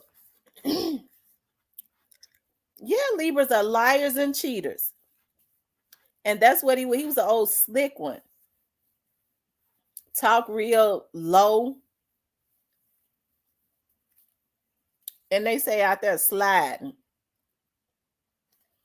And she told me he beats up women. I said, he don't beat no damn women. He never put his hands on me. She said he beat up me. He used to fight me and he fight the other baby mama. I said he don't fight me. And I talks plenty of shit. He ain't never put his hands on me. So when I started working for the police department, I started reading the police reports, but they would hear him first. And oh Lord, everything she said that he did do, he just didn't do it to me other than the cheating. The other baby mama said to me, and that baby mama was so happy to when okay, so he had two other children before my daughter. And so one by each of them. So his oldest daughter, when I had my daughter, she would always he would keep her while I went to work. And so his oldest daughter was about 4 years old, and she went home and told her mama, "I got a sister." So she reached out to the other baby mama, Popeyes, the one house I called him over. She knew I had a baby, and she said, "No, I no, that's Tamara that just had that baby." And so the other girl said, "Well, I just had a baby too." And she couldn't wait till she called me. Because I remember, I'll never forget, I was working in felony response. And I was on my way home. And she said, "Are you sitting down? I know you told me not to call you, but I got somebody on the phone. And I'm on some grown woman stuff. So I just want to tell you something." I said, "What? What are you trying? What do you want to tell me?" "Your baby got a new little brother." She was so happy to tell me the other girl had a baby.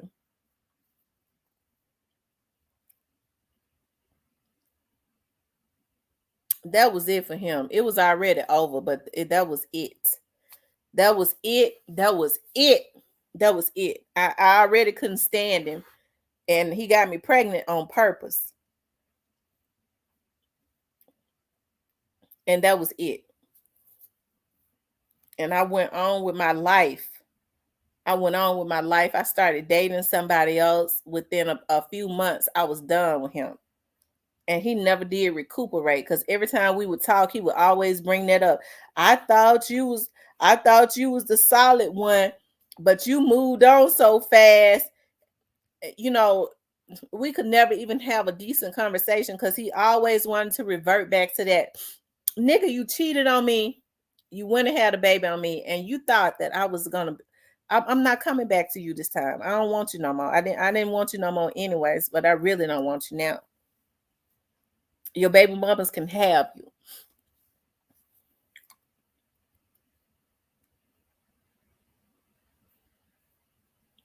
But we cool now though.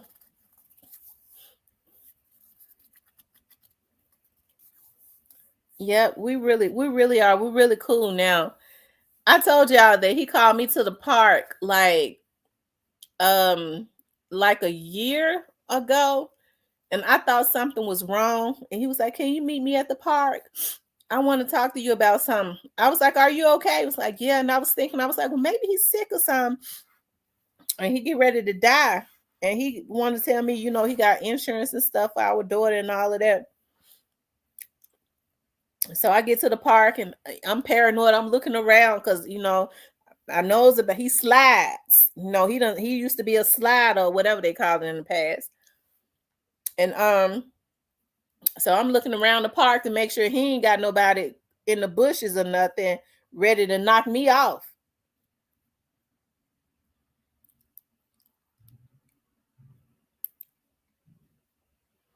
And he gonna say, what did he say to me? He apologized, for what he had did 20 years ago. And he said he wanted me to know that he always knew that our daughter was his. I said, ain't this some shit? You called me out here for this.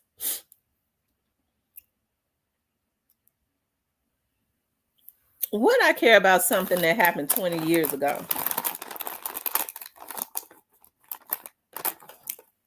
But she real close to her daddy. She be spending nights with him. They go to dinner. They talking stuff all the time. She tell him stuff she don't tell me. I said to myself, I won't say it to her. I'm like, she act like he raised her. And she confided in him more than she confided in me. She said, "Mama, cause Mama, you just be too dramatic when I tell you stuff."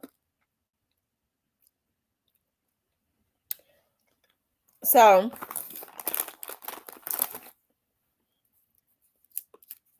but he's done her right. He still got her in on his insurance, and um they do quite a bit of stuff together.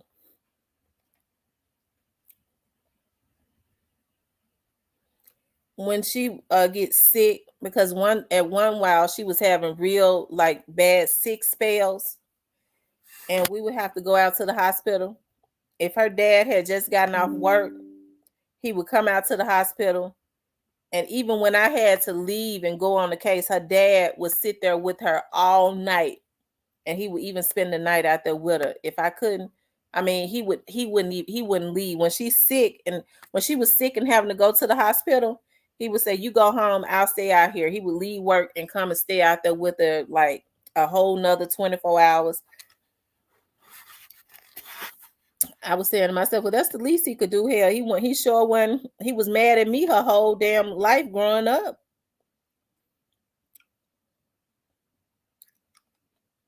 But I never talked bad about him around her. And that's why it's easy for her to have a relationship with him now. I talked bad to him. I cussed his ass out, but I never let her hear me do it.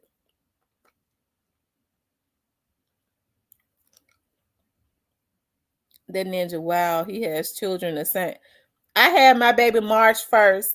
The other girl had her baby March 21st. And listen to this. The reason I ended up having her early, I had her 3 weeks early because I started doing jumping jacks and stuff. And I remember that morning I was standing in the mirror doing jumping jacks. Of course, I was a lot younger then. I was in my early 20s. And then I lay back in the bed because I already had my oldest daughter, and my water broke. So, but she had her baby March the 21st.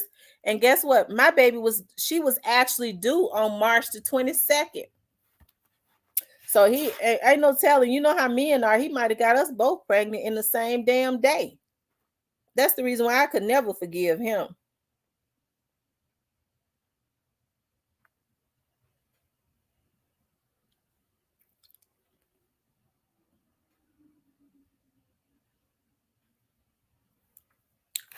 I think he want to be friends now, but I don't know how to be friends with him like that. Cause he called me a few weeks back and he was like, Tamara, Um, I hate to ask you this, but you know how I am about the Dallas Cowboys. I said, yeah, I do. Um, our cable is not working. And I wanted to know if you would let me come to your house and look at the game. I said I ain't at home. And this was a few weeks back. I said, ain't this some shit? People crazy. Me and that man don't talk like that. Althea says, what I can say that if I ever decide to give a relationship a chance, they will have none of the qualities that the lessons had. Lessons learned. We all make mistakes because I made a lot of mistakes. If I shouldn't have cheated. What I should have did was I should have left him alone. I hate the way I did the other guy. You know that and that was 20 years ago that I did that. Um, but it was a lesson in that. I had never cheated before, and I learned that it's just not good to cheat. Be cordial, but the word friend carries a lot of weight, and he don't sound like he earned. No, right? He has not earned my friendship. We barely talked. I think for me, even though I'm okay now, it would always be, you made me raise her by myself, because every time we try and talk, he would bring up, I thought we was gonna be a family and you left me. Then you want to throw in my face, well, since you left me so quick, I don't think she minds. Maybe she ain't even mind. I made my other baby mamas and I had been with them longer than you, and I made them take a blood test. I thought he would always say, I thought you was solid. I didn't even make you take no blood test. I came right out there and was with you and signed the birth certificate, and you the worst one. That's what he said to me.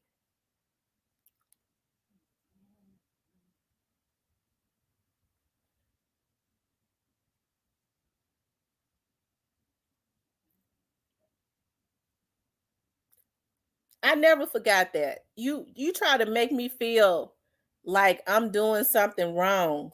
Like he wanted to try to make me feel like I was one of them, or I don't know, because I didn't play his game.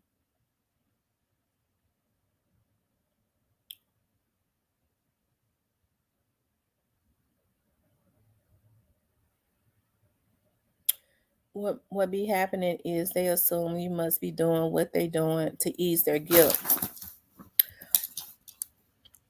Well, Chastity, I ain't gonna lie, I did do what he did. But I didn't do it for long though, because the other guy he flipped out.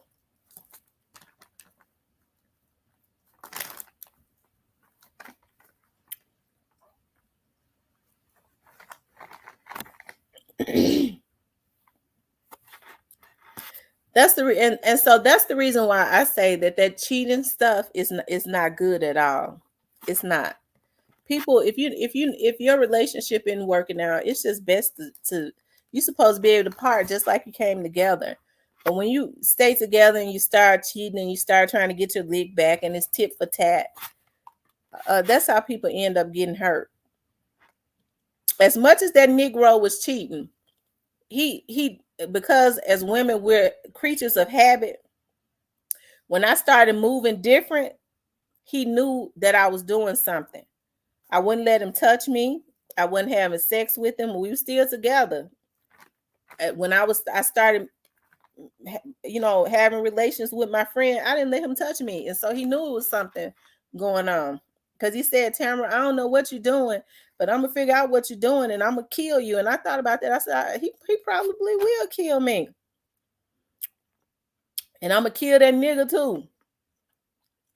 I said, yeah, he knows something, and but I was enjoying it. I wasn't ready to stop for him after what he had did to me. Hell no, we was having fun being down at the Peabody and stuff, having a room on Mondays and Wednesdays when I got out of school. I had fun, shit.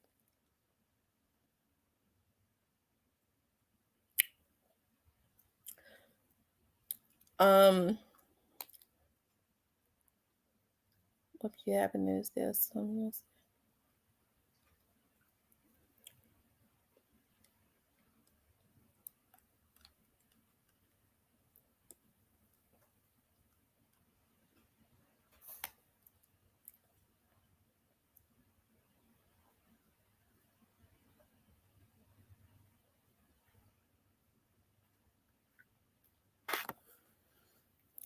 But like I said, that was some years ago. My mom asked me one time because my mother was like, "I was so disappointed in you. I can't believe that you would actually do something like that."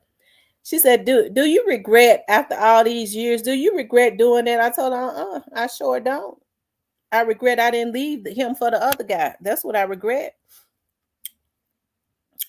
Oh, not the Peabody. That's what I'm talking about. Girl, he had money. I'm telling you, he did. And that's why I was so in shock when he started flipping out because he was a ladies. He used to. I remember when he started. He really hung out with my cousins and them. So they in the street. So when he started saying, well, you said you was gonna leave him. I'm gonna go tell him. I said, but I said, how you gonna do that? You living with somebody? You can't do that. He had somebody. How he gonna go and get me killed? But he got somebody. I had to quit him.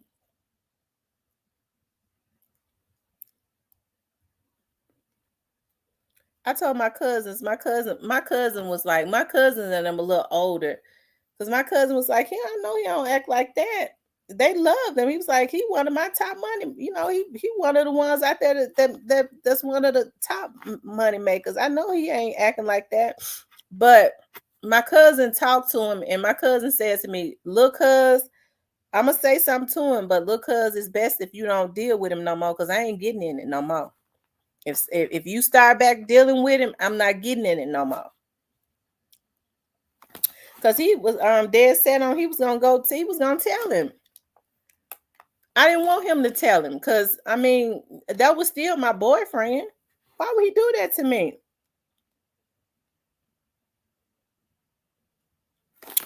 Y'all hit the like button for me.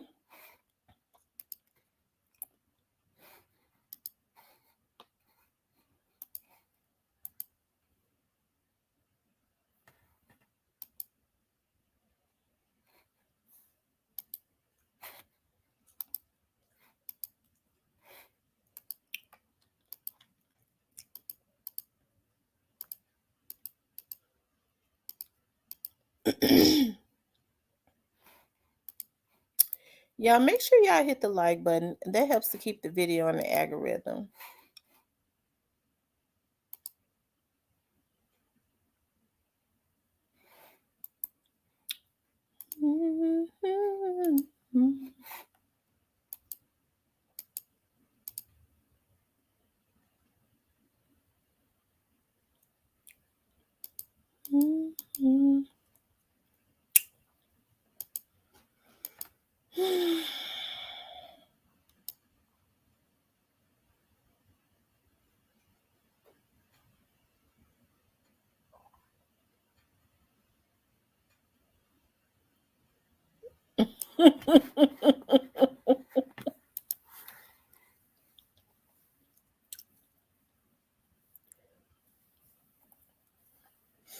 Okay.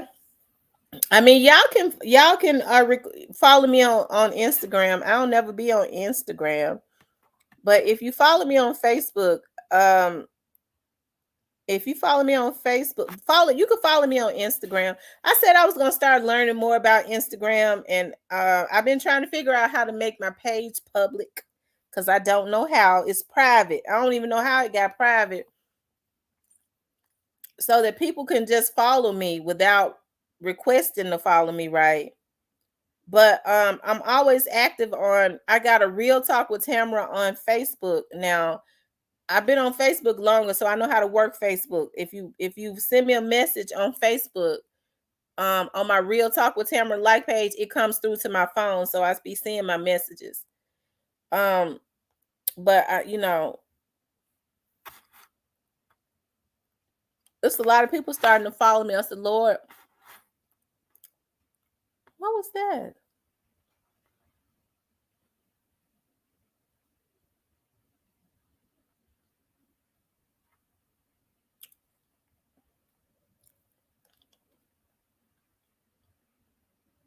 But I'm gonna kick up my Instagram page because I see everybody be on Instagram. I just don't know a lot about Instagram and Twitter.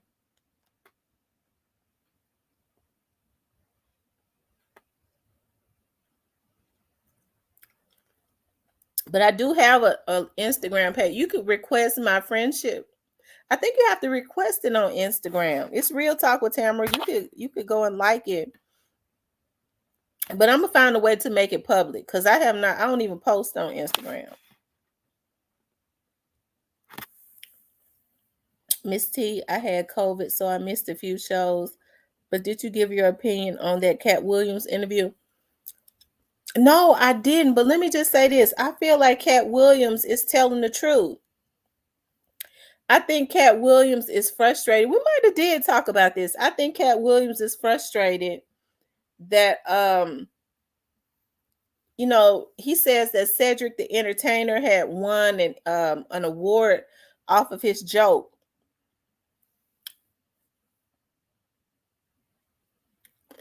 That's true, Charlie. And I think Cat Williams is just I think he's just tired of how Hollywood has done him, not giving him his respect because he's not a part of that elite situation that they got going on. Hey, to each his own, but I've always tried to figure out how what's the little short guy name? The comedian that everybody loves, Kevin Hart. I'm trying to figure out how Kevin Hart just blow up like he did because he's never been funny to me. It's like he just popped up and blew up, and he's never had a funny joke to me. It's like he always tried too hard. He was too silly. He's not funny to me. Cedric the Entertainer has never been funny to me.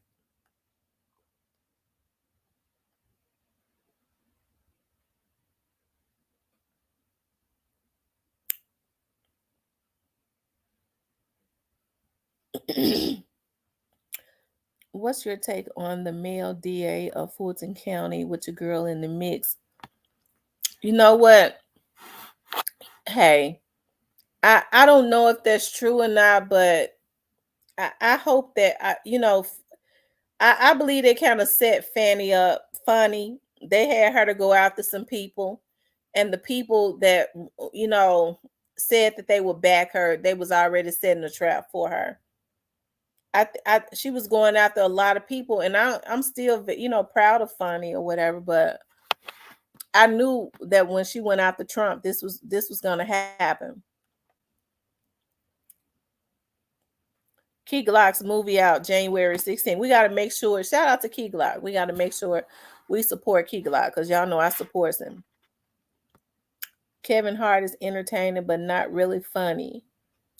Yeah, I mean he be acting too silly. I don't like his stuff. Tiffany Haddish is not funny to me. Where did she come from? Um,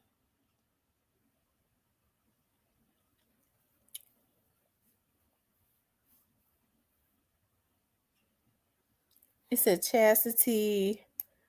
Chastity, it's about time a real man stand up. I love the interview. Yeah, I'm glad that he stood up too. Um, it seems like more people are starting to stand up. You heard him say that Jeffrey guy asked him to suck his wing what 2 or 3 times. So this is what you have to go through in Hollywood to make it. Now I think I told y'all about the young lady, the black lady, the female black that the female black that thank you, Jimmy. Her name is Lisa Carson. And remember, she played in Eve's Bayou. She played in Love Jones with Nia Long as her friend. She played in the movie with Martin in them, Life, as Martin's girlfriend. And she played on Ally McBeal. And so the word is that she used to always be on the casting couch for roles, right? And so they're so sadistic in Hollywood So she was sleeping with these guys to allegedly to get these roles. And so because they're so sadistic in Hollywood, they're saying how she ended up losing her mind, because they try to say now she's bipolar and all of this stuff. Um, but they said how she ended up going to the mental institution was when she wanted a role, and the producers who had already, I guess they had already gotten her to do everything that they wanted her. She had did everything that they wanted that could do. She was no longer any fun to them. So they told her to have sex with the Animal. Okay, that's what they told her to do. And they says that um the word is the producers recorded her having sex with the DOG, and it started getting around Hollywood. They started sharing it, showing it to everybody, and she had a breakdown and had to go into the mental institution. And I believe it. I believe every bit of it.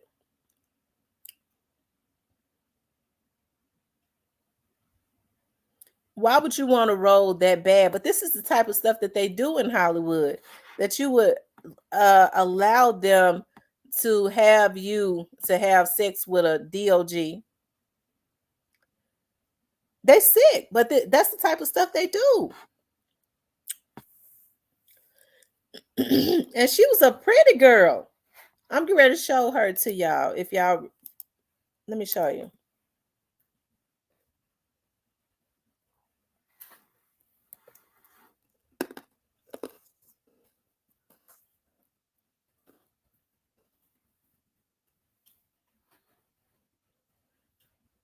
Hell, I was wondering what happened to Alan McBeal. Hell,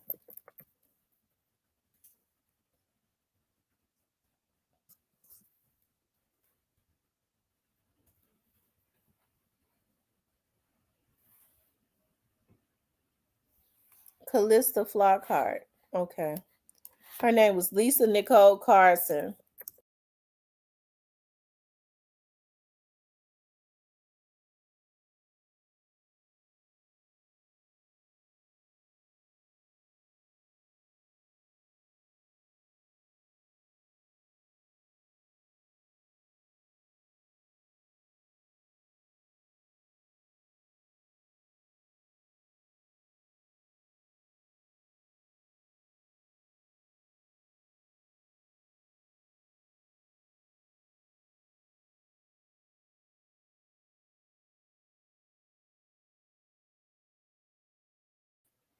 I'm sorry, y'all. I did that to myself by mistake.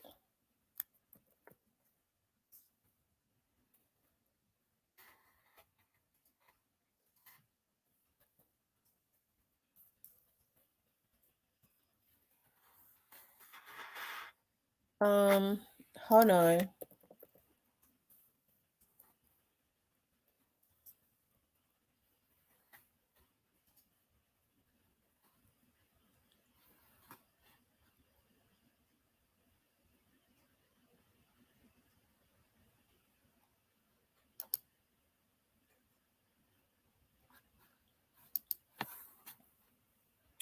I really hate that these celebrities feel like they need to do this stuff. Y'all look. Y'all remember her? She was so pretty. She don't look like that now. Y'all should see her now. She look horrible.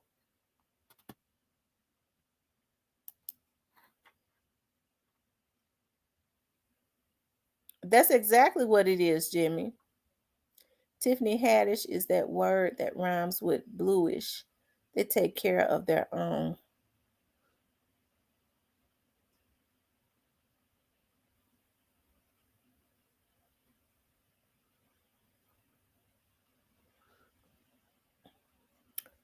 Makes us think about the young lady from Different Strokes. Yeah. You never heard about a strong minded person with a good upbringing being a success in Hollywood. They want people with sob stories and weak minded people because they're easier to control. You're absolutely right. You're absolutely right. Paper bag is moving along good. It's moving along good. So much to say what Chastity says. They did. Uh, Mia. They say her name is not Maya. It's Mahaya. I was listening to somebody Mahaya or something. Campbell the same way. They did, and wasn't she beautiful? She was so beautiful. She was a beautiful chocolate girl, and they did her like that.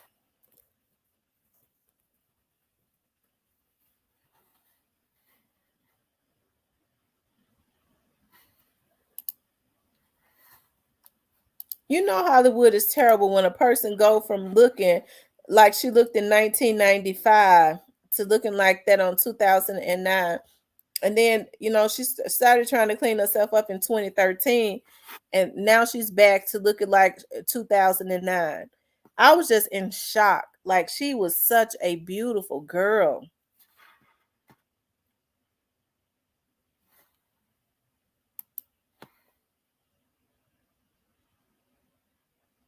When she was in that Tyree video, when they was on that bus, I thought she was just so beautiful. They found out about her mental illness and took advantage of it instead of getting her the help she needed. They sick. That's you know what? I'll say this on forever. That's one of the reasons why I don't give a damn about what they doing to Puffy. Puffy's main job was to um, annihilate black men, right?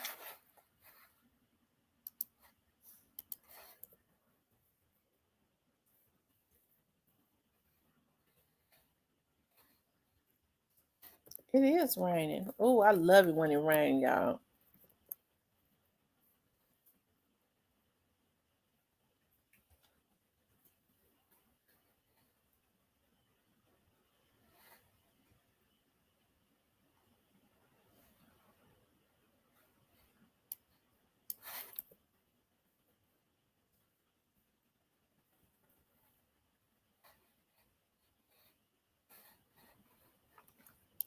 Yeah, that was Puffy's main job was to annihilate and emasculate black men, especially those that was considered to be straight. That was his main goal, and I can't believe how many black men was so desperate they fell prey to that. That's the reason why I say I love brave men. I love brave men, those that stand up for what's right, and you can't get them to do anything because they know that they're gonna get out there and get it. They ain't get ready to turn their ass up in the damn air for no puppy just to be able to be in the industry and I guess make money so that they can floss and flex because that's all it's about because they be broke within 5 years.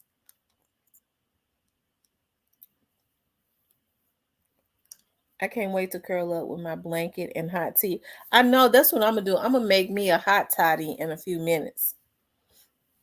Cause my head, I don't it at night it gets worse. My head is stopped up. And it when I drink a hot toddy, I put lemon and cinnamon and lime and honey in it and it starts to bring all that, all that mucus start to come up.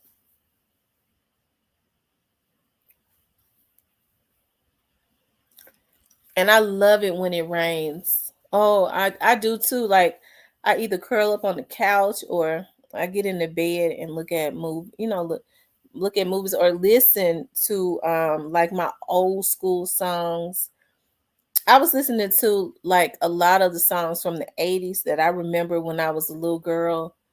It was something about that child. I started cleaning my walls and everything.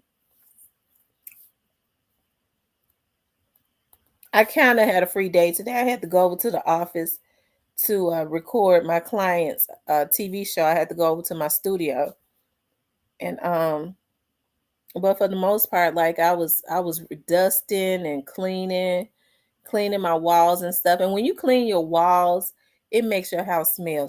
It makes the smell even better because I'm a fanatic when it comes to smell good stuff.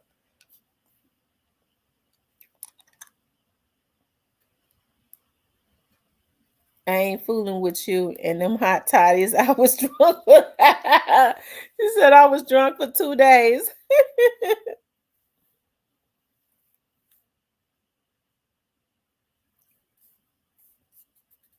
But tomorrow I actually got to get out. I got to go over to um I got to get out early and go do and go on a case, and then I tomorrow evening I got to go over to the bonding company to write up a few bonds. One thing about writing up them bonds and stuff, I promise you, like I told my cousins and them, I was like, I be going up to the bonding company. Start sending your friends and stuff to me. I promise you, it don't be a dull day. I said these old niggas stay in and out of jail all the time. Hell, they have me over there more than I want to be over there. Althea says, my grandson said, Granny, you been drinking.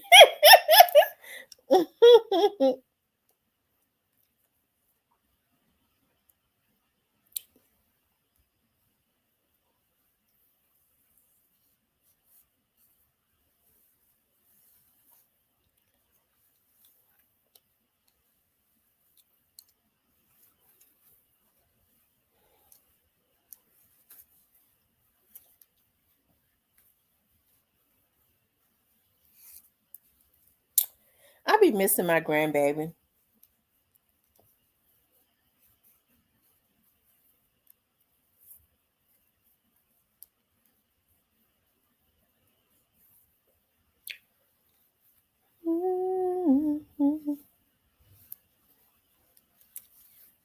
Yeah, I can't believe it's coming up on a year that my dad has been gone. It don't even seem like it's been that long. But I guess it does because me and my dad talk. My dad would call me at least 3 times a day. I be missing his phone calls and stuff. He used to get on my nerves so bad. Sometimes, not all the time.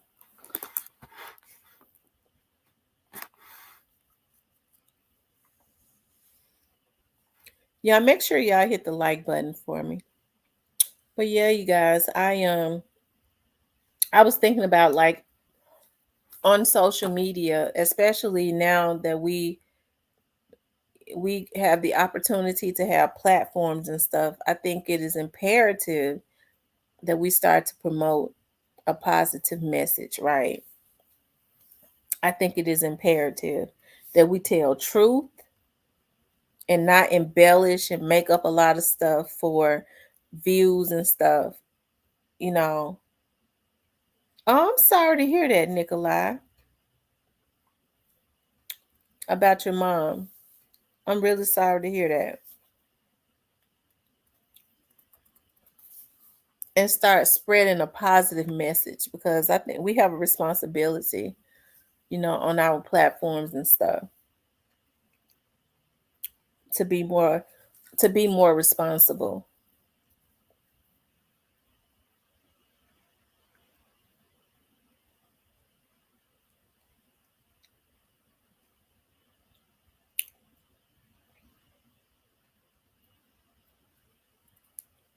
I'm sure she was. It's just good to love on your parents. Like I never thought I was telling my mother, I was like, it's so hard to believe that my dad is no longer here because I looked at my dad as being like Superman. I looked at my dad as being Superman. You know what? My dad would he never had said anything to me about being married, but I'll say like a year before, like a year and a half before my dad passed away, he had started talking to me about that more. Gal, when you gonna get you a husband? It's time for you to get you a husband.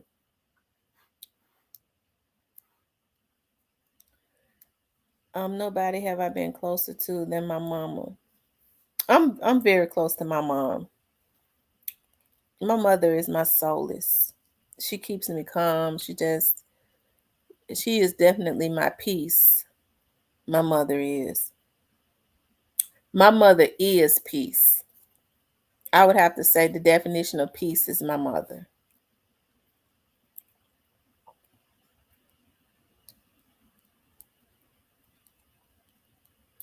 That's why I'm like when I get around here and I start working too much, my mom will call me and she could hear it in my voice and she'll say, I think you need to rest. I think you need to take a break. You working too much. I already could hear how cracky your voice and stuff is. You working a lot.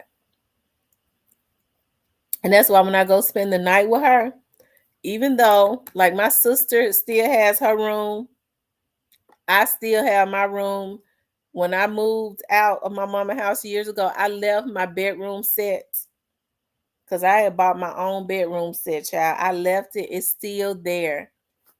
And when I spend the night, I'll go sleep in my room or I'll go oftentimes like if I'm really troubled, I'll sleep in the bed. I'll crawl up in the bed with my mama and sleep with my mom.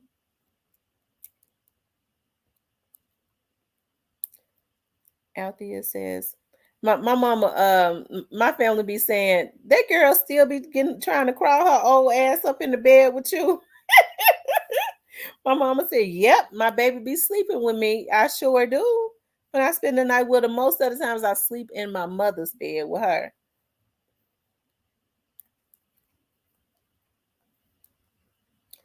A man that loves and respects his mother is a good man. Condolences, Nikolai. Yeah. I can't stand to see men disrespect their mothers. When I see that a man loves his mother and respects his mother, that's a turn on to me. I love to see guys being respectful to their mom and stuff. I really do.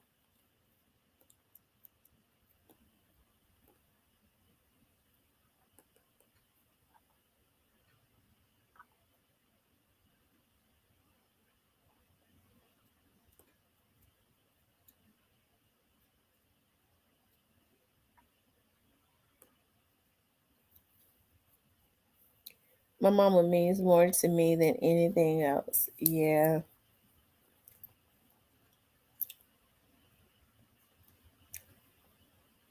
I told my mom, I said the other day, I told my mom, I said, my sister is your favorite child, and she is, and my girls. My mama mama, I think my mama think that she gave birth to my girls. I really do. I think she thinks she gave birth to them.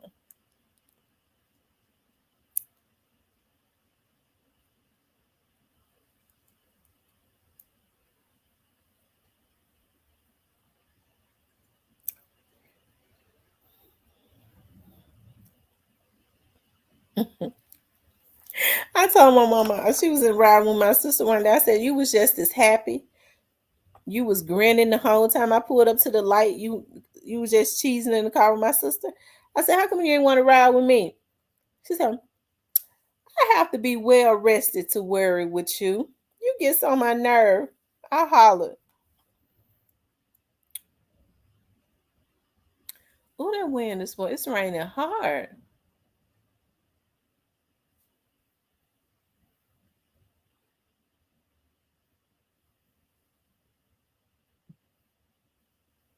Yeah, my mama think those girls are hers.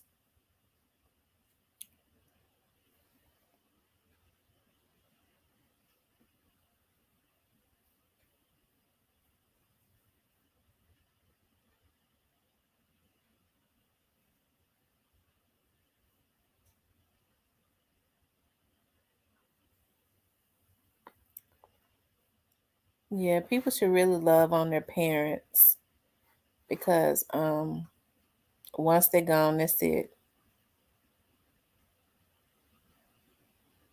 I was over at my studio tonight and I have all of these SD cards, right? So I found I was going through some of my stuff and I found this SD card. I was like, okay, it's only 19 gigabytes. Because I normally, I was like, I don't know where this SD card came from because I don't ever buy no 19 gigabytes because that's too small for what I do. And I put the SD card into the computer to see what was on it, and it was nothing but video of my dad. I was like, oh my God, like all of those memories. I'm so happy that I have them, but just seeing new video of him and all of that, I tell you, it's just something. I think my dad's spirit be in that studio too, because my dad used to love being over at that studio with me. Sometimes I would walk in and my dad would just be sitting in there, already. He would get there real early. He liked me. He already be in the green room ready to record. I think his spirit is still there. And I'm gonna need a bigger office because I've added a service, to what I do. And so I need a bigger space. And a bigger space has come open. And I go, dog, it's although I'm gonna take it, I'm like, dog, I feel like when I leave that office, I'll be leaving all of my memories with my dad in there. That's the only thing that bothers me.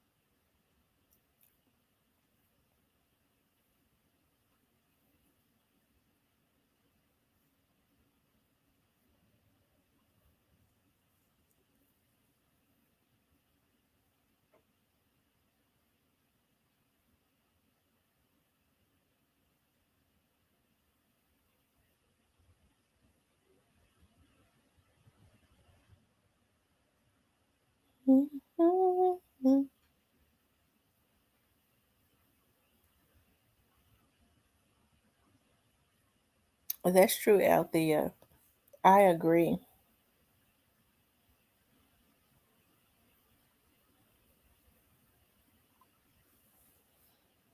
You think so, New Era?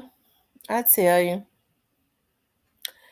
And I had to get used to when my dad got ready, he had a key to the office, of course, because we both to the studio. When I hear keys,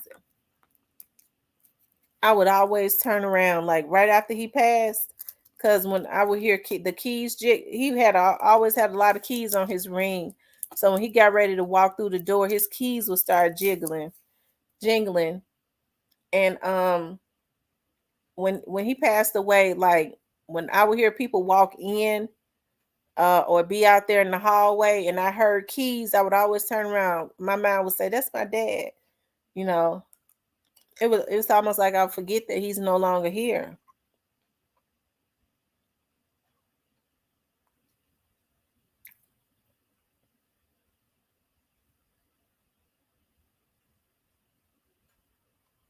Yep, I miss him a lot. He's been gone for 10 months. For 10 months.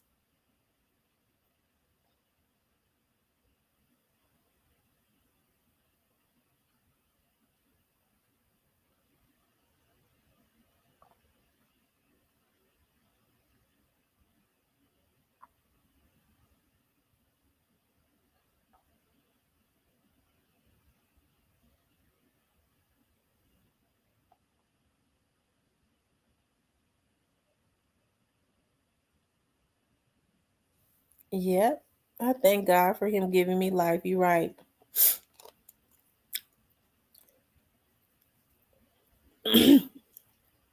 And I thank God for him also showing me what a man is supposed to be. Right. I've had good examples of what men are supposed to be, in my life, but I have to say that my dad and my grandfather definitely set some good examples of what a man is supposed to be. So I don't take that lightly. And I've had men to say, well, I don't think it's fair for for you to hold us, hold me to that. Of course, it's fair. You know, my dad was a real man, and so I know what men are supposed to do. You know, he wasn't perfect, but I know what men are supposed to do because I had good examples of that.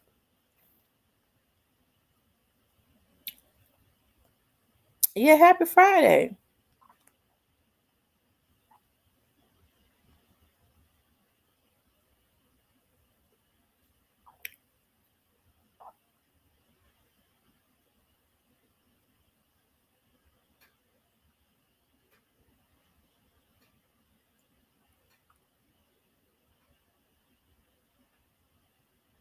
Yeah,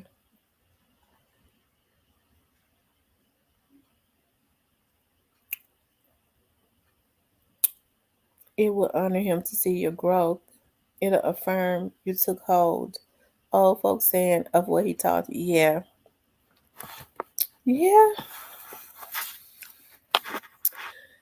You know, I feel like and I don't let it stress me because it was stressing me at first, but now it's starting to just flow.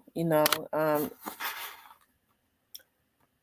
I was telling you all about the negligence that the hospital, you know, did with my dad, right? And so that's something that my family and I are dealing with, and it's so sad because the thing about hospitals are and we was out there with my dad constantly, so they know that he was loved. And but when they know that they're in the wrong, the first thing they do is they immediately, I guess they think that we're just some poor black family that would accept anything. They immediately try to settle with the family and their heirs. And it's just I tell you, it's almost insulting, you know. But the sad thing about it is that when the hospitals know that they're in the wrong and they immediately try and settle with the families, you have some families that take the first thing that they give them. They don't try to fight, right? Because you got to know when they try to settle quick, it is because they already know what you're capable. They already know what it is. And some families just they don't want to. They don't fight. They take anything that they give them. And I would advise people against stuff like that because these hospitals and stuff are getting more and more negligent because these nurses and the nurse assistants and the damn doctors a bunch of damn quacks. They don't know nothing about the medicine. They don't know nothing about health, and I think they paying for their degrees. But they're gonna know that my dad was important. He was loved and he was important. And even though he had some health issues, they contributed to his death with their negligence. And my dad is well missed. I've been stressed. It has taken a toll in real life on my family. He was a constant figure in our lives. He meant everything to us.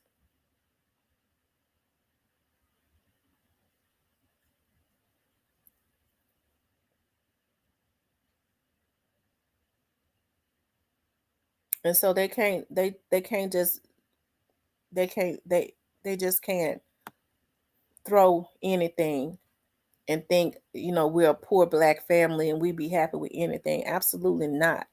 There's nothing. They can't give us enough anyways for him because whatever happens, it will not it wouldn't be enough.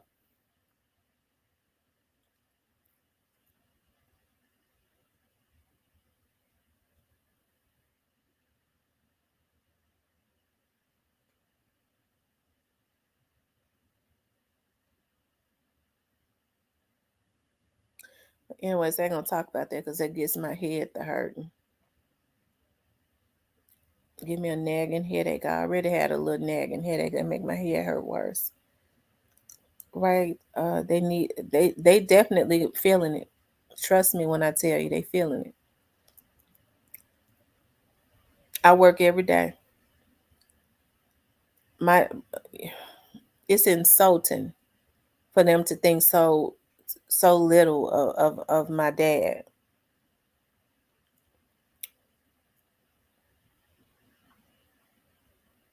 And you know the sad thing about it is with white families, when they know that they're in the wrong and they immediately try and settle, uh, the figures are 3 to 4 times higher with white families.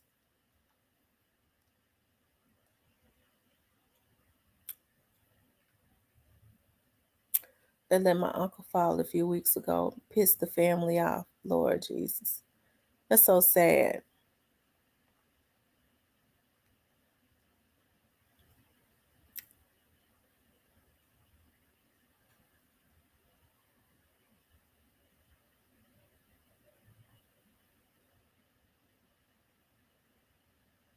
It's one of the reasons why I say that when you're going through grief counseling is really good. I go to grief counseling on Wednesdays, you know, and I wonder how much longer my dad would have lived if that hospital had not been negligent. What they did was when he went to the hospital, when he initially went in the hospital, he could still walk. He had a little light stroke, and the bed that he was in was not was broken.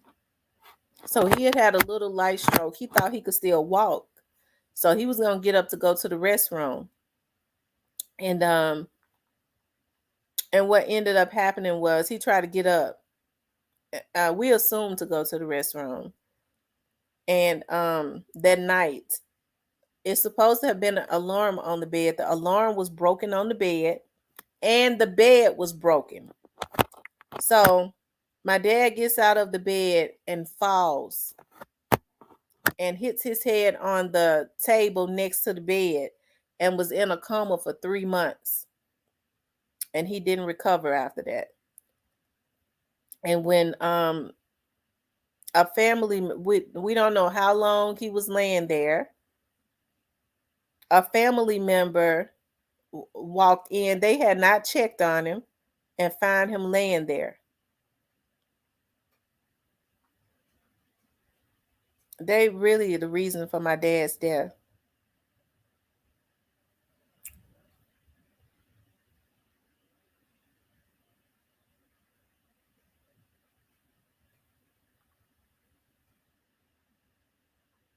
And that stresses me out so bad because I don't think he would have declined that fast if that had not happened.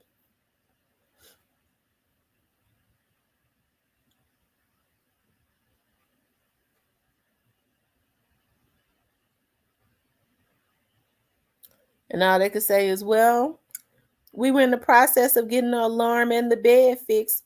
Well, why you motherfuckers put him in the bed if you knew it was broke?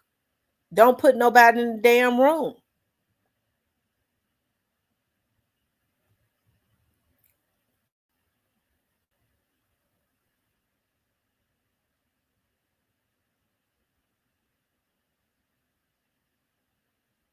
Hey, Suave.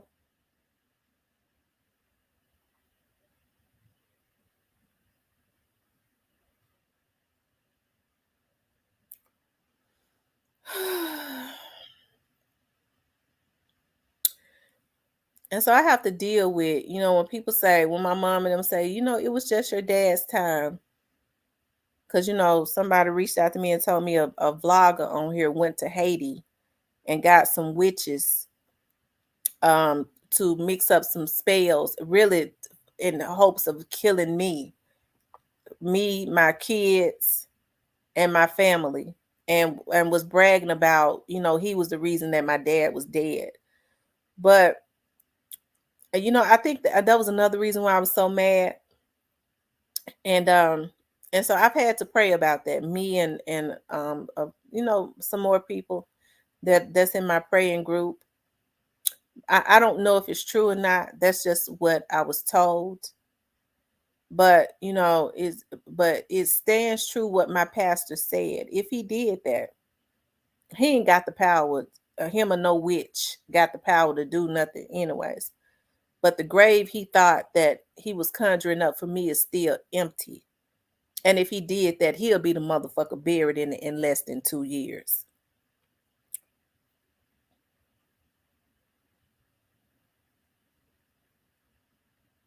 Because he ain't had the power to conjure up nothing to have anything done to my dad. Because if he had some power, he'd go detox.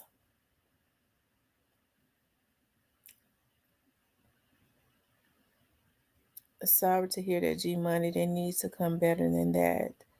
New Era says, can you imagine how many millions of dollars they siphoned off to the side cutting? Oh, absolutely.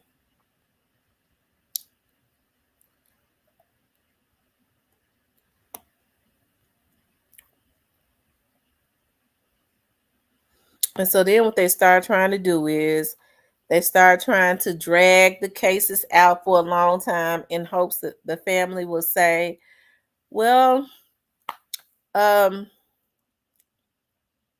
I'm just tired. We just take whatever they give us. I'm here for we here for the long ride. We're not,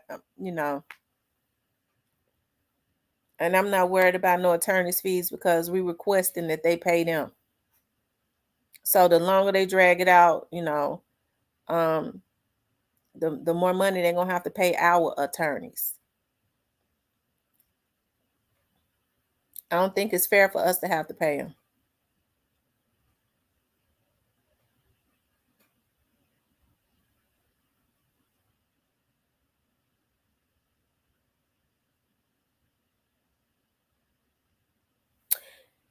Anyway, y'all, I'm gonna get off of here. Been on here for 3 hours. I'm getting ready to have me a hot toddy because I get to thinking about that stuff with my dad. It really bothers me so bad because I get to thinking about God, like what would have happened if that had not happened. I know that his health was declining, but for some reason, I just believe he would still be here. I don't know why. My dad was like real strong. He was strong mentally. He was strong. He was just a strong person. He was strategic.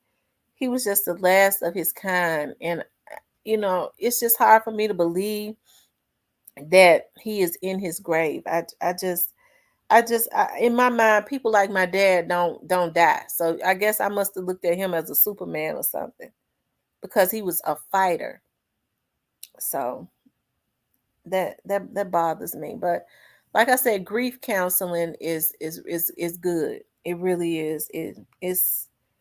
It helps you to think about the good, because I got a lot of video and stuff of us. Even when we did our radio show, they recorded. I was looking at the um the website the other day of the radio station he and I used to be on, and they still got those shows of when me and my dad did those shows.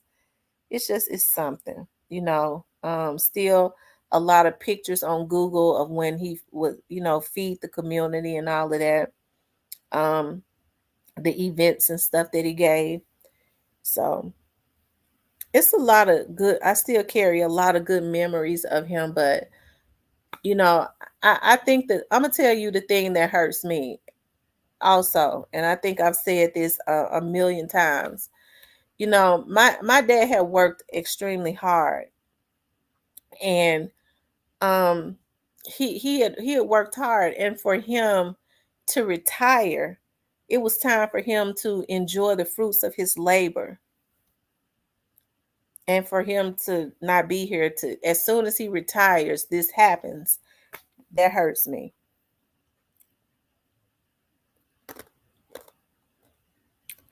Thank you, Neo. Okay, Nikolai. Right. Let it motivate you. Get excited. Resist the enemy wanting you to feel sad. That's true, New Era. I will.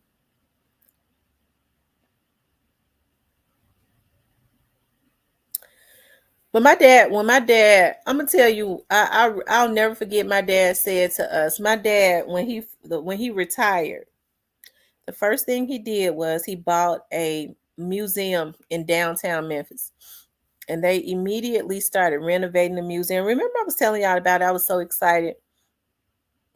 And so my dad had a meeting because we used to have meetings. Me and my sister and my dad, my sisters and my dad. My dad said, "I'm going to work with you all on this museum and this organization for 3 years." And he said, "After 3 years, I'm gonna move on off the scene, and it will be y'all's totally." So I think in my mind, I was thinking I at least had 3 years with my dad, because he had said I'm gonna work with y'all for 3 more years, and then I'm gonna move on off the scene. But I thought he was talking about he was just going to quit working completely and enjoy the fruits of his labor.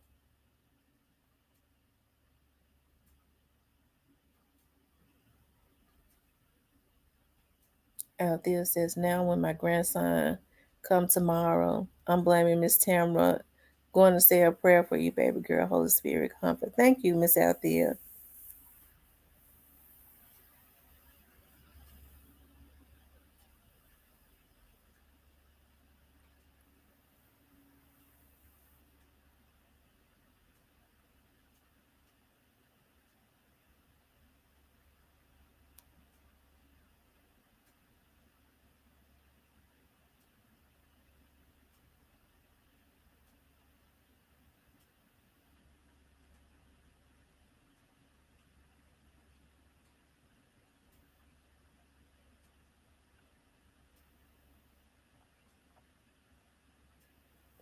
She said toddy time.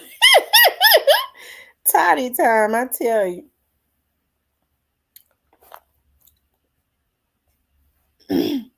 Y'all, COVID kicking back up. I get to thinking about um now when I go out on my cases, I don't be in contact with nobody. When I have to go to that bonding company, folks be right in my face.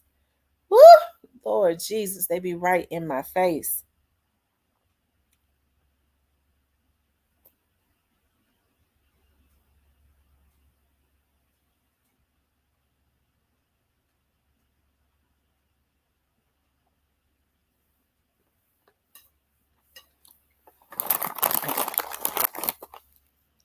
Hot toddy. Talking about hot toddy.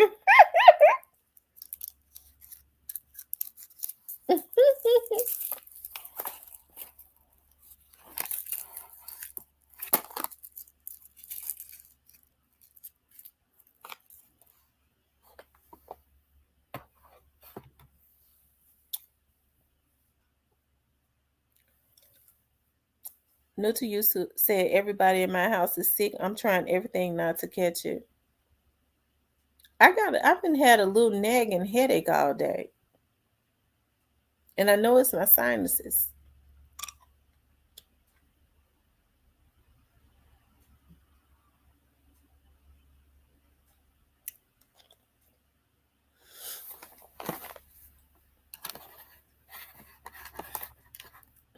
Hold on, y'all. I want to show y'all some.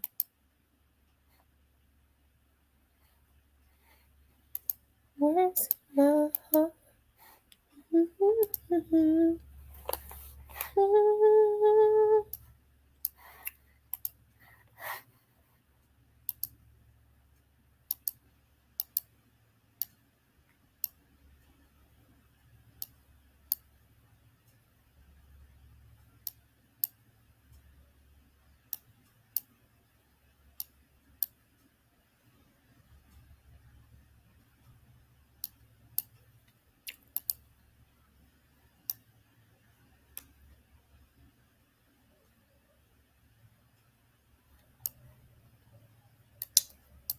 Hold on, y'all.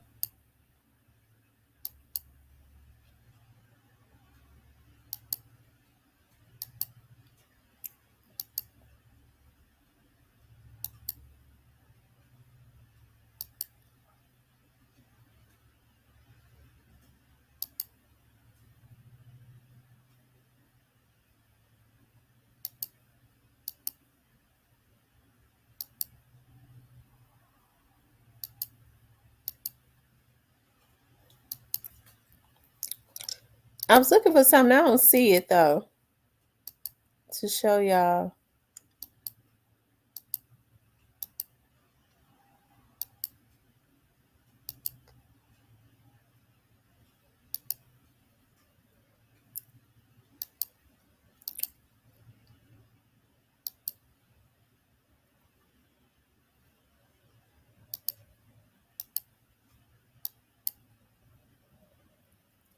Yeah, I don't see it.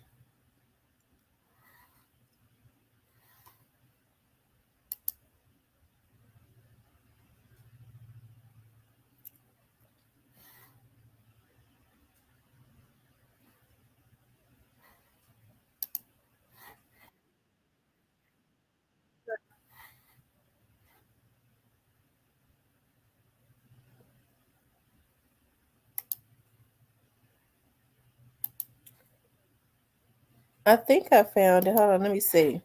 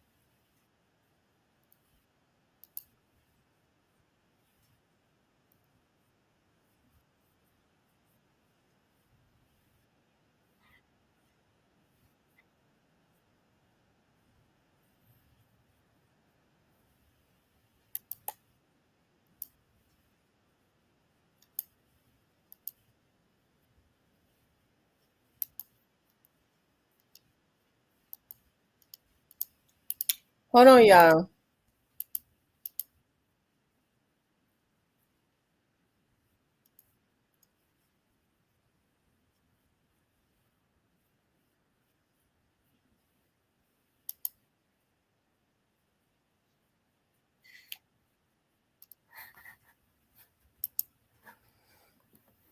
Baking soda, water, and vinegar. Hold on 1 second. I was wanting to show y'all like one of the last videos that my dad did in my office. I mean, he was doing good. Hold on. I think this is it right here. Hold on. So, sounds like I hear my late clients walking in, but they be paying good. They pay real good. So I don't mind them being a few minutes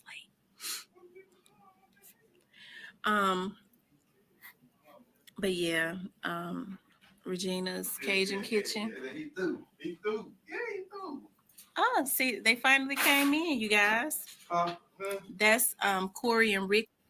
Their shows come on every Friday from 6 p.m. until 7 p.m. And starting in December, they're going to start having live shows. So, Corey, say hello. So stay tuned because there's going to be an action pack on those live shows. You guys will have the opportunity to call in and ask the questions that you want to ask because you know they have a political show. Like I said, they're running a little bit late, but they pay real big money. That was my dad's business partner. And actually when my dad ran again, and he ran so that he could leave early and give him the position. And so now he's in my dad's position.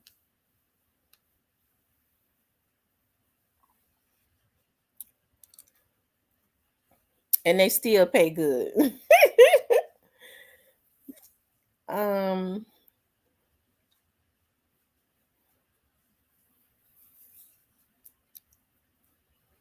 I think about treating myself iced out with pearly whites.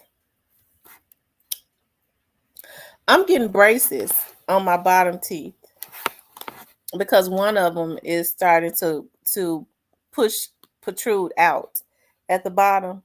because I was getting them the back teeth pulled and they shifted, and it's making one push forward. So I got to get braces, and I sure hate to get them.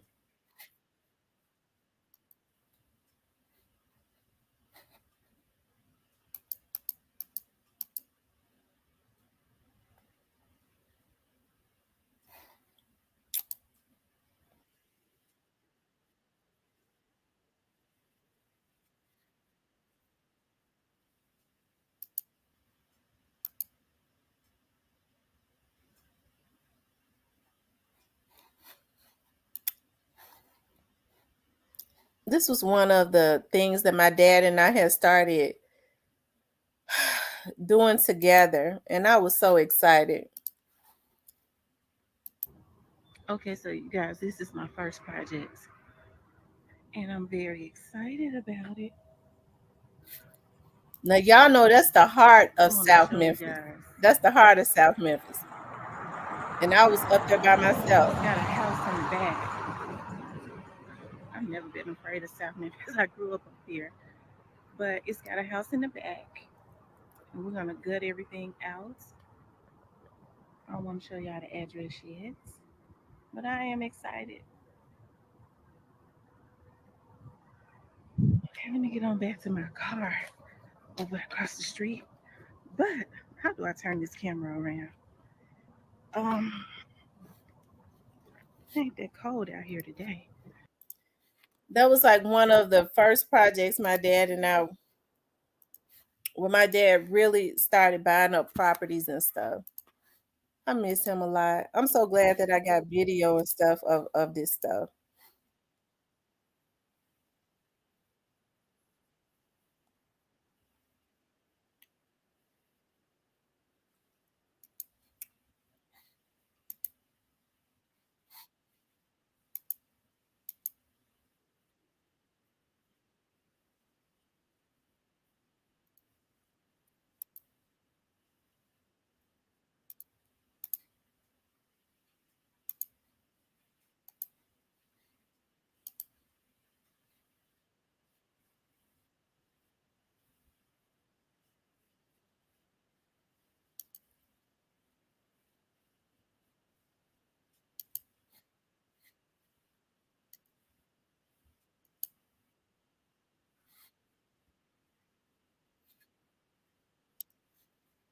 Here it is right here, y'all. Listen. We knew what production company we was in. A qualified black-owned female That's my dad. We knew it was Terror Production Network, and we knew it was not affiliated with no other network on Channel 31. Thank you. All right. I don't represent any other company, nor do I claim to represent or be affiliated with any other company, nor have I ever. Tamara's Productions was started almost 6 years ago, and I have always promoted Tamara's Productions, a production company with a excellent reputation. It was built by me from the ground. And just remember that we come on every Saturday on the radio, AM 990. We come on every Saturday from 3:05 to 5 o'clock on KWAM 990 AM. Do y'all want to say anything about this? Is labor agenda IBEW Local 1288 about the baskets that you all are getting ready to give away and the grant money that you all are getting ready to give away to nonprofits? Yes, we're getting ready to give away some bags for the seniors in our community. And at the we're right now taking the process of getting their names. So look, if you know some seniors who's in a dire need, have them to call our office, and we'll be glad to try to get them because we got tons of names to be offering. But as for the 501c3 organization, we're gonna make some of them very happy because they're gonna get a check from us for $10,000 this year. Yes. Call our office at 363-1563. And like I said, we also a girlish restaurant. We're gonna feed people on Thursday the Sunday before Thanksgiving at Miss Girlish Restaurant. You come by there. We pay them to open up that day.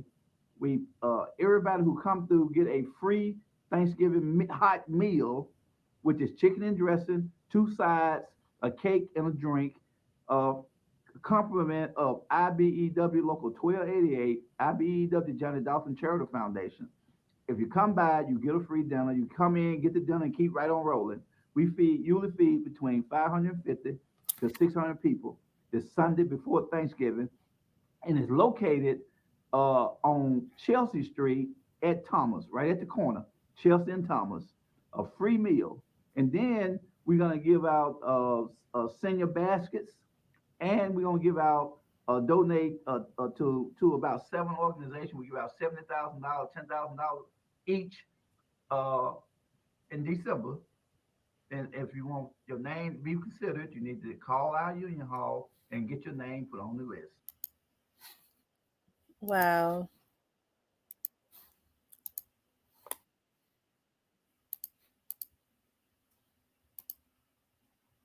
I miss my dad.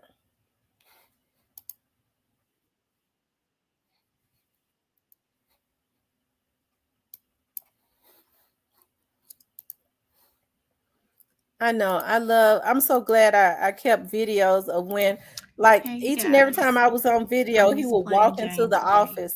Like his keys would start As I jingling sit over at the here in my door. office working And on even some now, stuff, like when I hear keys finishing jingling up out in some the hall, I go, that's my stuff dad. that I have to turn in. What y'all got going on?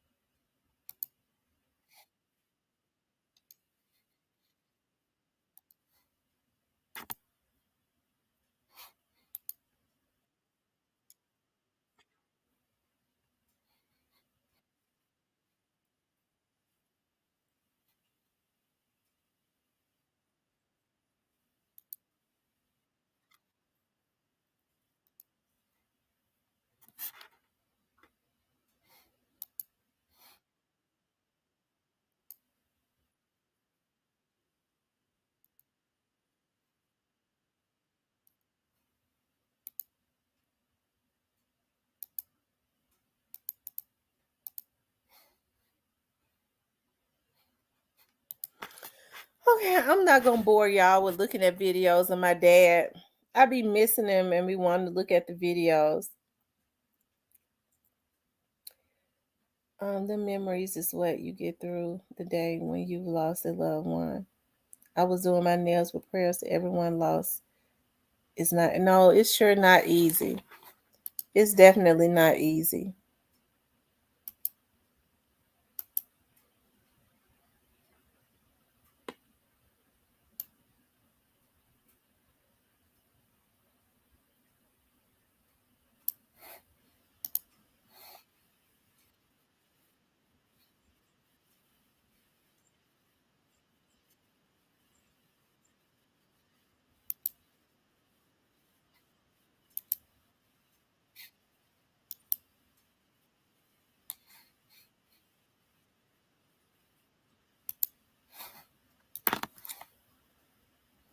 Yep.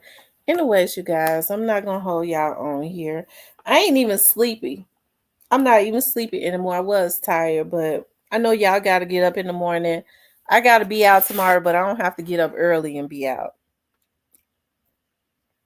Yeah, I miss my dad so much. I do. I miss him so much. I just miss all of the good advice. And he was such a strategist. Like, he was just awesome. And I feel like he worked all those years to be able to enjoy the fruits of his labor, and then he passed away a year after he retired, which is, it's still hard for me to digest, right? um it's my dad used to talk about, you know, he was like, he used to always talk about, he'd be like, when I finally retire, he was talking about he was going to travel, because he never missed any days off of work unless he was made to not go. and only sickness. And I remember he said to me, he said, Gal, 30 days after I retire, they got to write me out a $1 million check. And I'm going to do, after 2 years, he said, I'm going to go spend some time in North Carolina, and I'm going to go spend some time in Virginia. And then I'm going to come back and finish helping y'all with the museum. And then after 3 years of helping y'all with that museum, I'm going to go on off the scene and enjoy my money and the rest of my life. And it's so hard for me that he worked all those years and he wanted to enjoy. He worked hard to amass everything he had. And then a year after he retires, and he had worked so hard for everything, he dies. So he didn't get the opportunity he enjoyed himself, because he did, but he didn't get the opportunity to just sit down and not have to worry about fighting for people and enjoy himself. I kind of feel like he was cheated. So anyways, that's the one thing that bothers me right there. That's the one thing that bothers me. I guess because he was looking forward. He was looking forward to that. And 1 year afterwards, he's gone. He didn't even get to enjoy himself good.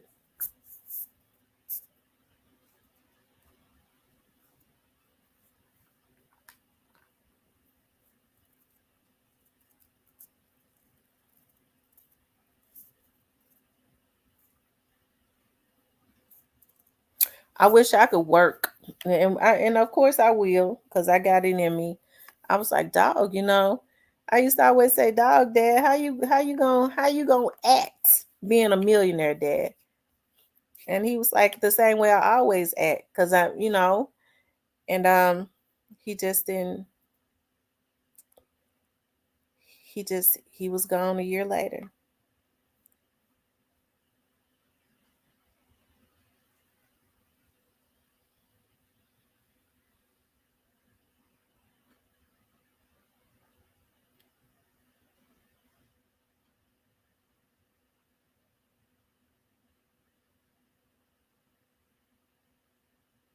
Yep, I tell you. Anyways, y'all, did I tell y'all I got this? I ordered like a lot of lotion and stuff from Victoria's Secrets. And I'm gonna tell y'all something. Out of all the lotion and spray and body wash that I ordered, that pear glaze smells so freaking good, y'all. I'm telling y'all. I love bathing in it. And at first I didn't like that frost melt because it's mint and chocolate. But the bath wash smells really, really good. I love different bath washes. The bath wash smells really, really good. And so when I put the lotion and the spray on, it smells good with it. But the bath wash smells so good.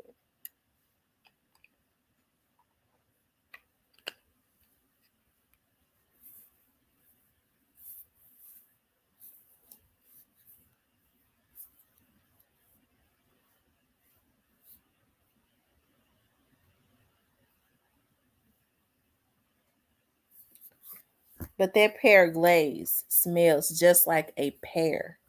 And y'all know I love to smell sweet.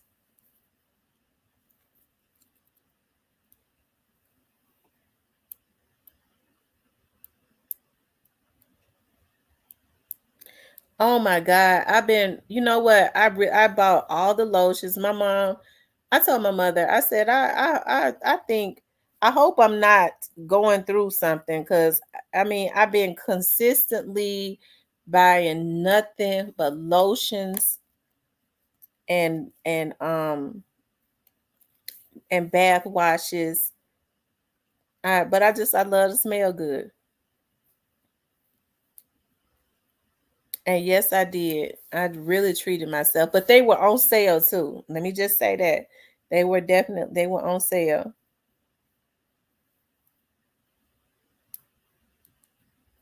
And this pear glaze, it smells just like a pear, y'all. It smells so freaking good. I love pampering myself too. I when I get into my tub, I like to do the spa treatment. I said I'm so goofy. I be so happy to get into the tub because and which sometimes I get into the tub twice a day because I love the spa experience. Like I have the bath salt that smells like lavender, that smells like lemons. I have the fizz balls, the lemon fizz balls that I throw into the water and it just starts fizzing and it smells so good. And then I have my lavender bear that I put a dab of it in the water and it just has oh my God, you could smell it all the way through my house and the water just be bubbling and it just feels so good. Oh my God, I'm gonna mess around and get in the damn tub again tonight before I go to bed.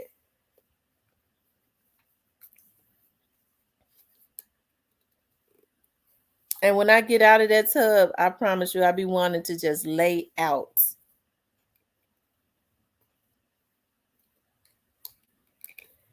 The pear scent back in the day broke me out. I'm allergic to all that Victoria's Secrets. I wish I could wear. Girl, it smells so good.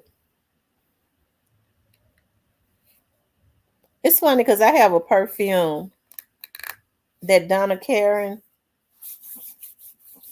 I'm allergic for some reason. I'm allergic to the lotion, but I can wear the spray.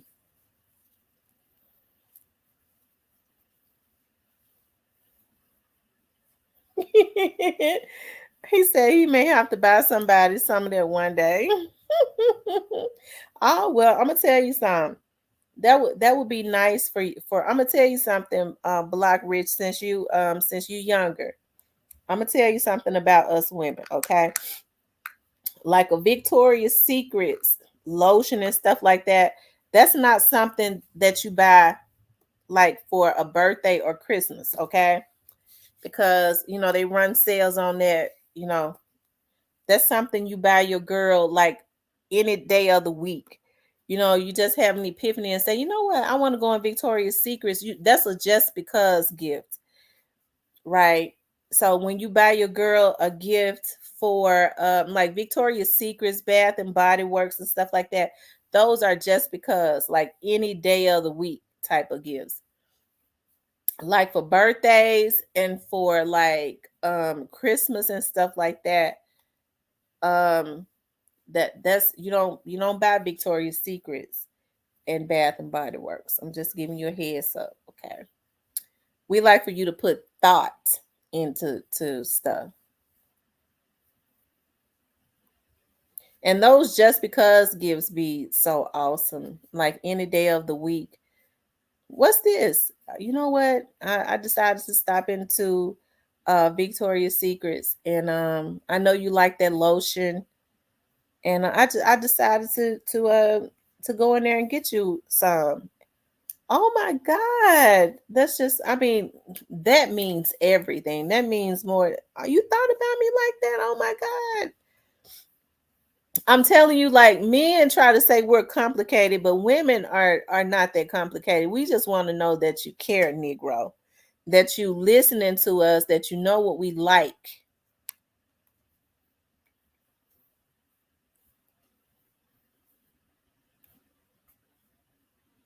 He said, "Okay, I'm listening." He better not buy your girl no. I'm telling you, no, you don't buy no your girl no. I was trying to say it in a nice way. Okay, you don't buy your girl nothing cheap for her birthday. These are just because gifts. They $3.99. Okay, when they on sale, that's why I got so many. They was $3.99 each. These are everyday gifts just because. You know, she'll love you to death when you give her them just because, but you got to go all out for the birthday and Christmas. And she will do, and let me tell you a little secret. She will do the exact same thing for you in return, okay? As long as she know you appreciate it and you care.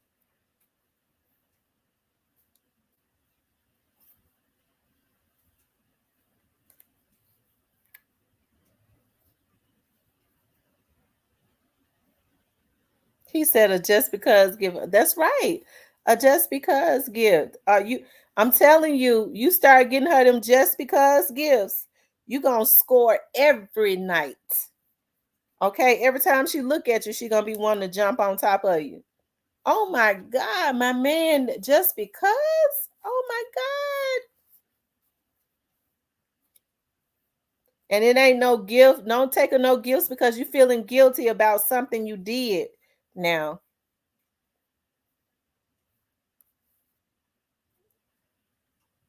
Renee said you better be in it, on it. That's right. You have to be on it.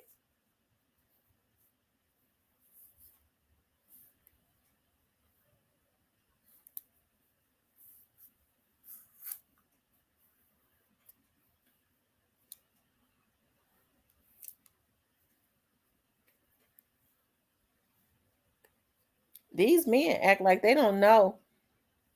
I'm not talking about you, Block Rich, but these men act like they don't know what it takes to have that a woman be loyal and make and keep them happy. As long as she's happy, she'll keep him happy.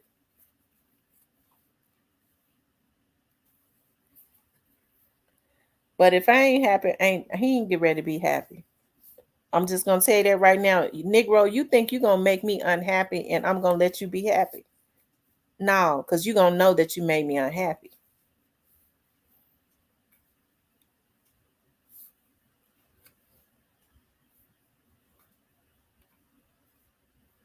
I don't know what Cypress said. He probably went to sleep. He probably trying to call my best friend.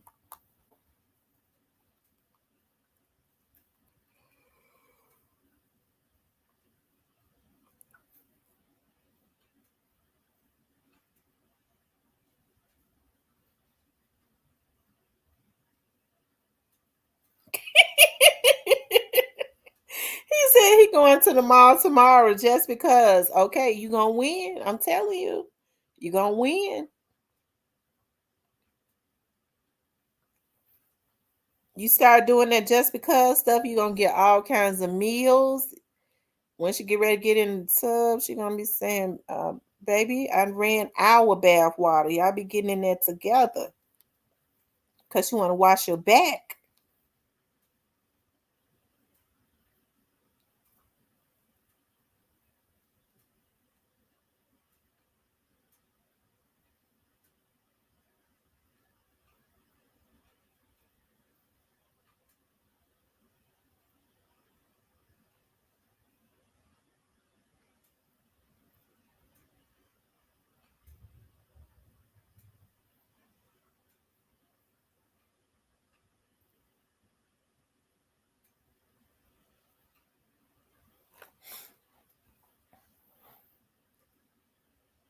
So do us men get a just because gift? Of course.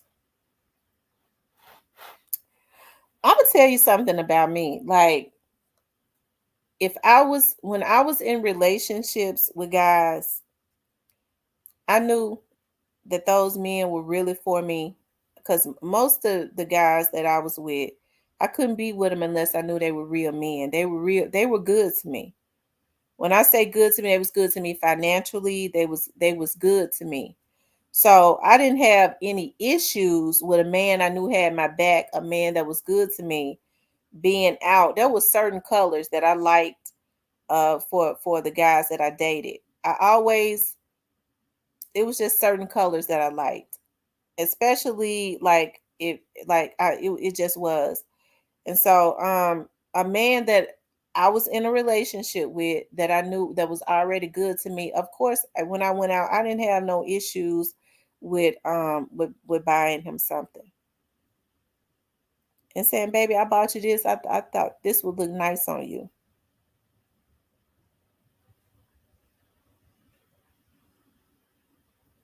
But for the most part, the women are the gifts. The woman is the gift. The woman is the gift.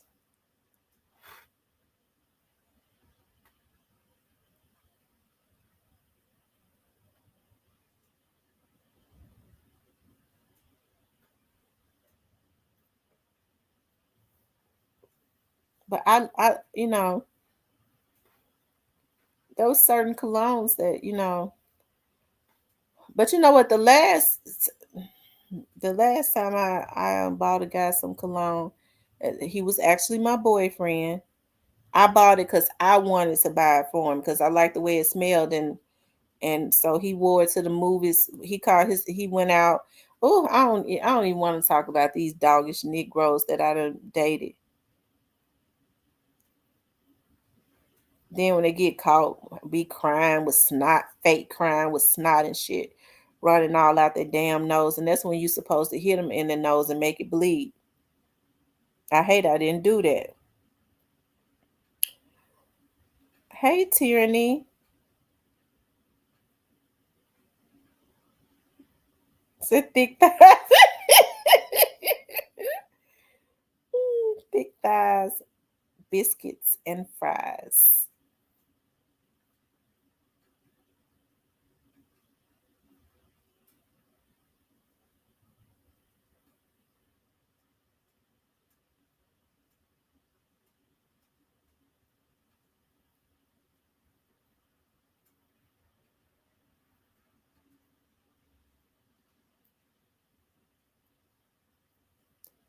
Versace Euros, please me.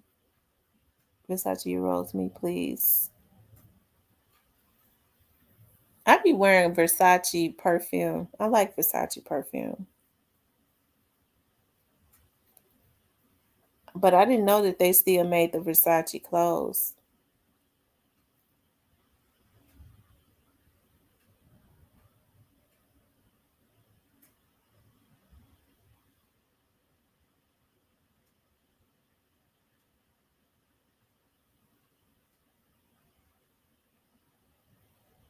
He said that's what Cypress, your BFF.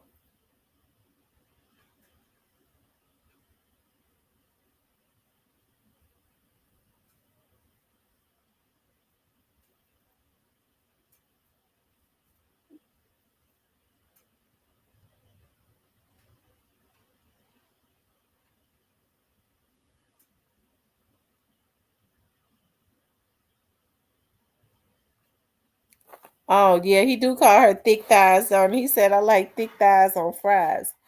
Oh Lord, thick thighs on fries. I tell you.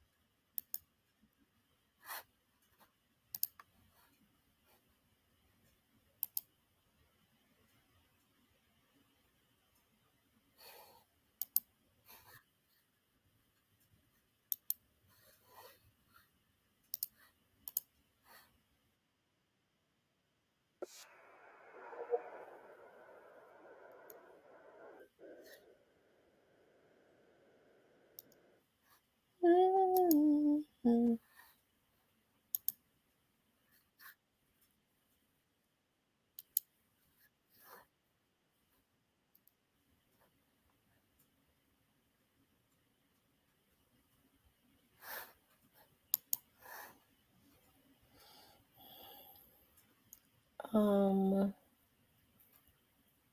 I like thick thighs on fries. Cypress must be sick. He was in here earlier, but then he left. Must be asleep.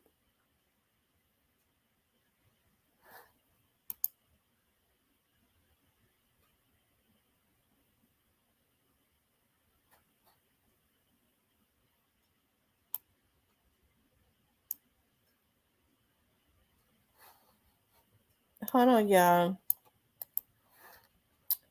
Let Isa see something.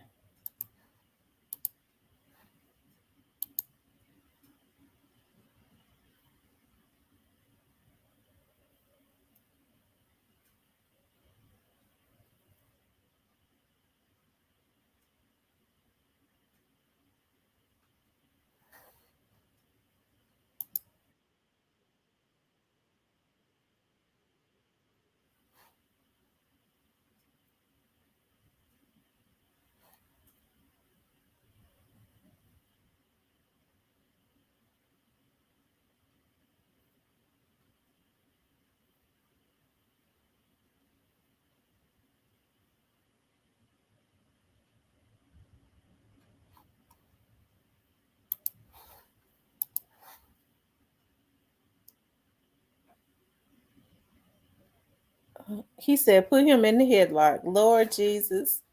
So you want some thick thighs to put you in the headlock?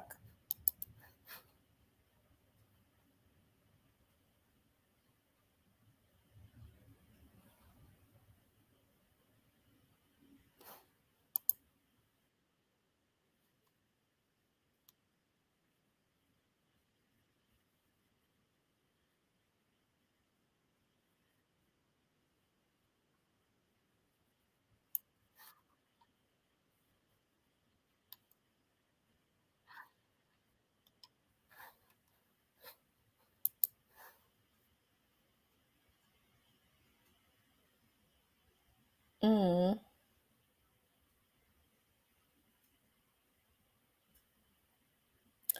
All right, you guys. I'm getting ready to get off. It is pouring down, raining. I'm getting ready. I'm gonna get ready to go on and just get into bed, and then I do the spa experience in the morning. Anyways, you guys, I enjoyed being on here with you guys tonight. Make sure you like, share, and subscribe. Okay. I love you guys. I appreciate you guys getting on with me and hanging out with me tonight. I'll talk with you tomorrow.